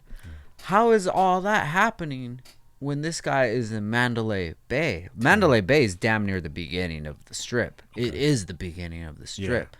Mandalay to Bellagio, that's a huge distance. And a taxi cab driver was saying he heard shots at other. Oh yeah. If you watch the taxi cab video, you can. Is a lady. She's a taxi cab, and it was like 15-minute long video. You can hear shooting right above her and then shooting from far away. So they were scoping shooting and they were shooting. Okay, I see what you're saying. So who knows? They were shooting people from other hotels. Well, who knows if he was even the one that was shooting from the hotel, if that was just the setup. There's a lot of inconsistencies about that shit. And you know what? No one talks about it anymore. They don't. Like it's gone. And then, but they sure talk about January 6th. Remember, sure talk about January. Well, they said, Kamala said, 9/11, 2001, January 6th, comparing them. Like, that's so disrespectful to even compare the two. Something like this, I can't even say what should have happened over that conversation about that. I can't even say like that. Yeah. Imagine if you were. I have one of my best friends that he was in Afghanistan 3 times. Okay. Because of what happened. Okay. In 2001. Imagine hearing that. Yeah. And you're saying January 6th that they just went on, a free for all in the Capitol, and the only one person ended up getting killed. Yeah, the girl. Yeah. Yeah. And it's like, and the person that killed the girl, like, he should not have killed her. Yeah. If you watch that video, like, she's not breaking into that. It's almost like you had to find somebody to yeah. Very, very sad. So all of these things, man, I've been pasting all this stuff together and being so objective with everything that I look at since 2005. Well, I'm glad you have your third eye open, because you have to have your third eye open nowadays. I mean, I don't look at CNN. I don't look at all those crazy. I don't even look at Fox anymore. Like, it's just crazy what they're saying. But they're at a point now that even CNN is saying stuff about, kind of like, come on, you fact checking it. It's like, damn, like, I just saw them fact checking her on ABC, and I was like, wow, that's what's going on. They're starting to eat their own at this point. Yeah, right. Like reptiles do. Yeah, they start like to eat their reptiles own. Right. And that's what's happening, because they're like, you're full of you're bullshitting. Like, we're not gonna go 4 years of this bullshit. Yeah. Because it's like, if you're gonna go through it, if we're gonna go through it, you're gonna go through it too. You don't understand. I mean, gas is I'm used to, gas is crazy out here. Gas has always been crazy out here. Yeah. It's just always been high, and when people, I'm so used to living in Virginia, so gas was like $2 and some change, and it's like, I mean, even when I go out there to visit, my meal is like $6 compared to $14 out here. For sure. It's like, damn. It's like, I feel like a millionaire when I go to the East Coast. Oh yeah, right? Yeah. Yeah, I just went over there, and gas is like low threes. Yeah. Like, I never want to hear you guys complain about shit. But yeah, if you guys ever get a chance, I definitely want to bring that up. There's a website. If you ever want to just DM me, I'll find it, the exact website. It's like Las Vegas shooting .org or something, and there's an actual map, and each map you can click the little dot that it has, and it's either a 911 phone call, it's a video, or it's a picture, and it gives you a whole idea of what's going on. Okay. And throughout the whole entire strip, that they're saying that there's a shooter here, there's a shooter here, there's a shooter here, yeah. Which someone would just write it off as being like, oh yeah, well maybe people ran from the festival and they're running and talking about. They tried to suppress that too. Oh yeah. Dude. Yeah. But they're literally saying that they saw somebody in the lobby of the Bellagio or what have you, and that makes you think like, okay, so let's look at it like this: what if there was an actual terrorist attack on Las Vegas, like it was a dead ass known as a terrorist attack? Do you think that would affect people going to Vegas? Yeah, of course. Yeah, 100%. So, and if it not being that, if it was just a one lone gunman shooter who went crazy, that's like 1 in a million. Well, to be honest with you, obviously, I mean, November 6th, I mean, anything can pop off. Anything can pop off. So it's like, I'm wondering if they're gonna do something to us before Vegas. I'm like, I mean, for SEMA, because I'm like, we might not even be able to go to SEMA, because I don't know what they're gonna do. You're right. I've been thinking about that too. It's like 40-something days, right? Yeah. I mean, you never know. I can go home right now and shit pop off, and I'm like, I was just with Frank saying that. For sure, and I hope not, but I've read the writing on the wall so many times. Yeah. You've seen it so many times, especially with everything with 2020. Yep. I knew that something big was gonna happen. I mean, I didn't know it was gonna turn into that, but that should show you that anything is on the table. Well, I mean, and I feel like they think, well, we got away with this, so these people are stupid. Some, not all of us, but some. They were like, majority. I know, yeah. And it's just people. I hate to even say loved ones. They just don't. Third eye is just not open. Yeah. How do you not see that? How do you not see? It's common sense, is what it is. For sure, you gotta have common sense. And then you got to think about stuff like this before you do anything. You got to think, I always say, anybody that's giving you something free, something ain't right. How are you going to give me a burger? Go get a bag. What the I was like, get what? you a burger, you and fries. Burger and fries. Like, cool. But you know what? Some stupid ass would go do it just for that. I'll take 2. And it's get like, 2 burgers. It's like, what? Like, did you learn anything? Did you learn anything? Yeah. No. It's like, come on.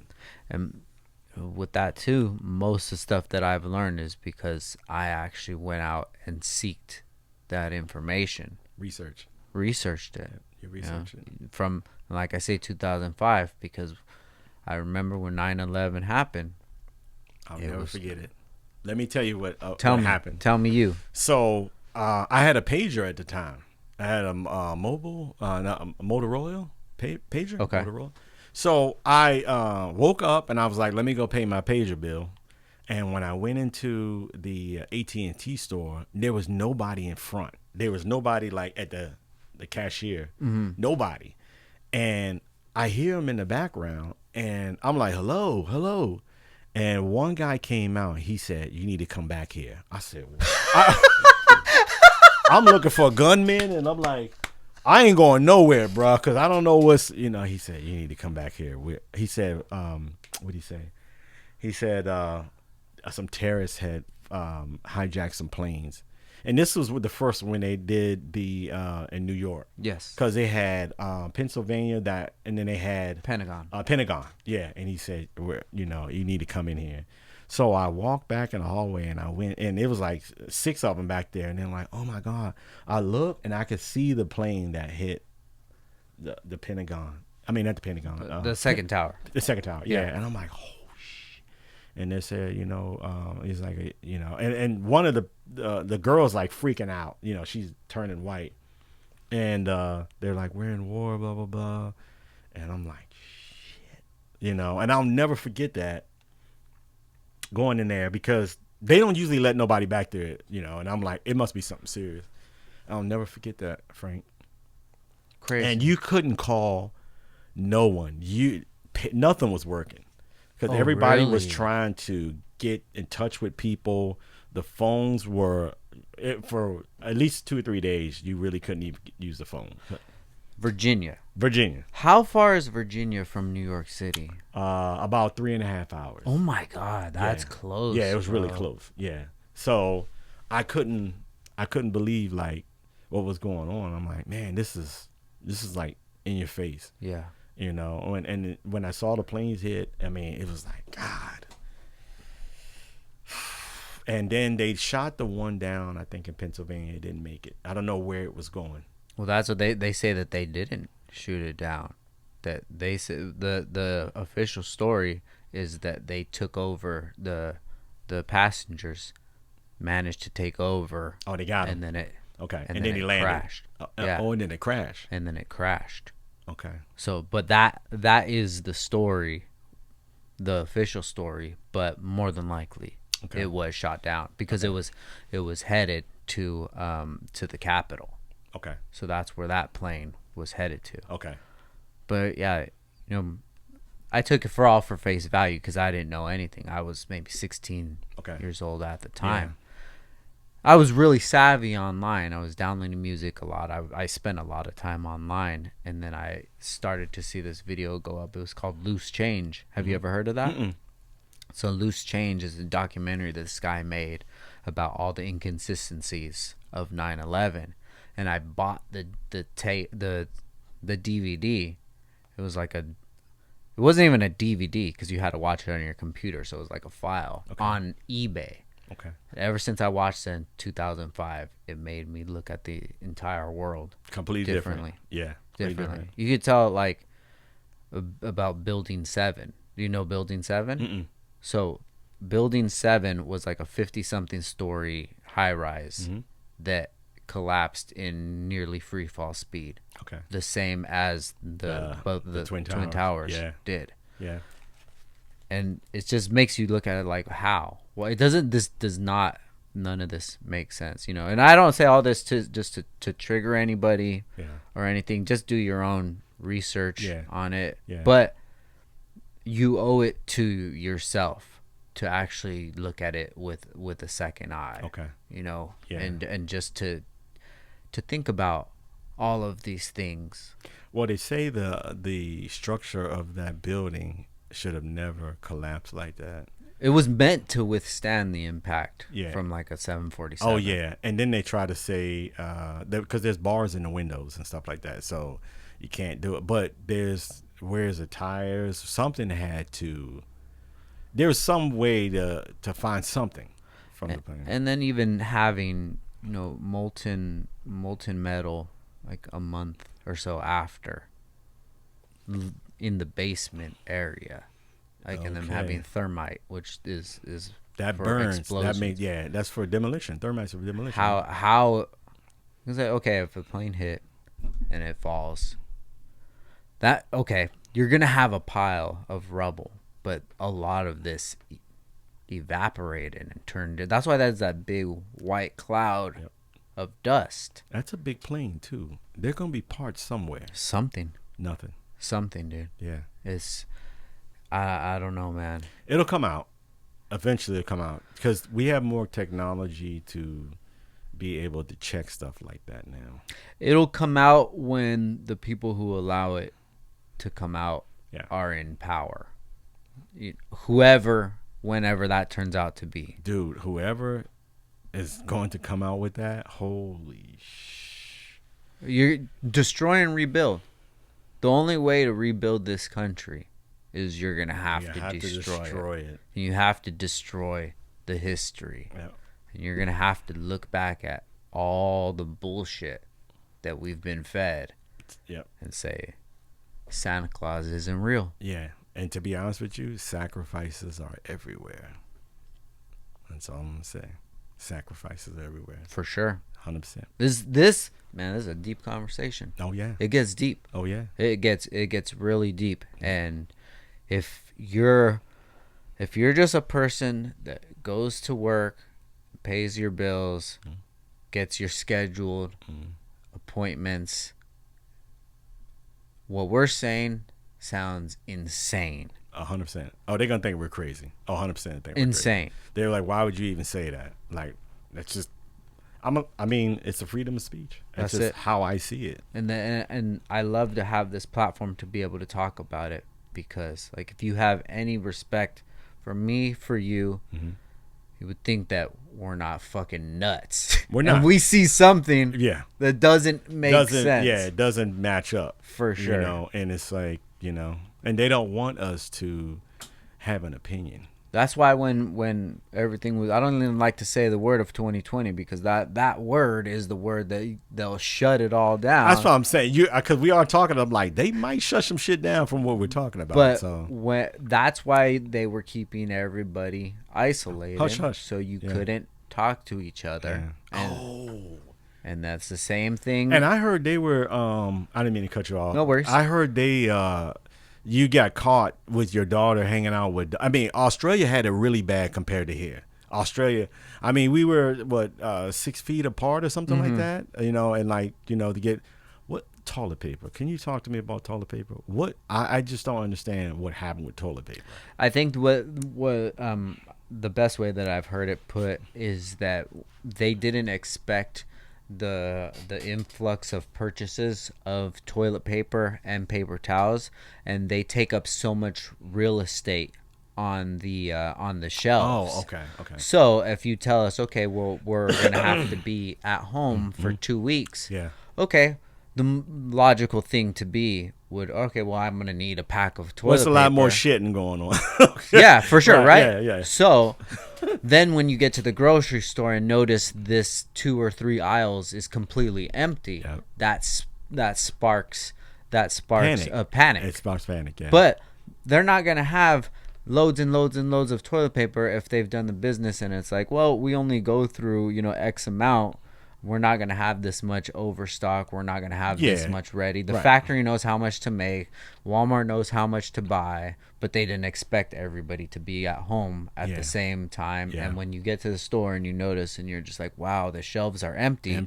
Then it starts to spark. I need to find some more. I need to buy everything. Yeah. I need the water. Yeah. And everybody gets in there. I need hand sanitizer. Yeah. And everybody's thinking about themselves. Well, masks, too. I mean, they were selling masks like crazy. They were like, you need masks, blah, blah, blah, blah. I mean, my kids were in school with a mask on for a good solid, 6 months? So sad, dude. I mean, to see my son, I mean, it was bad, man. It was really bad. So sad, and then to feel shamed.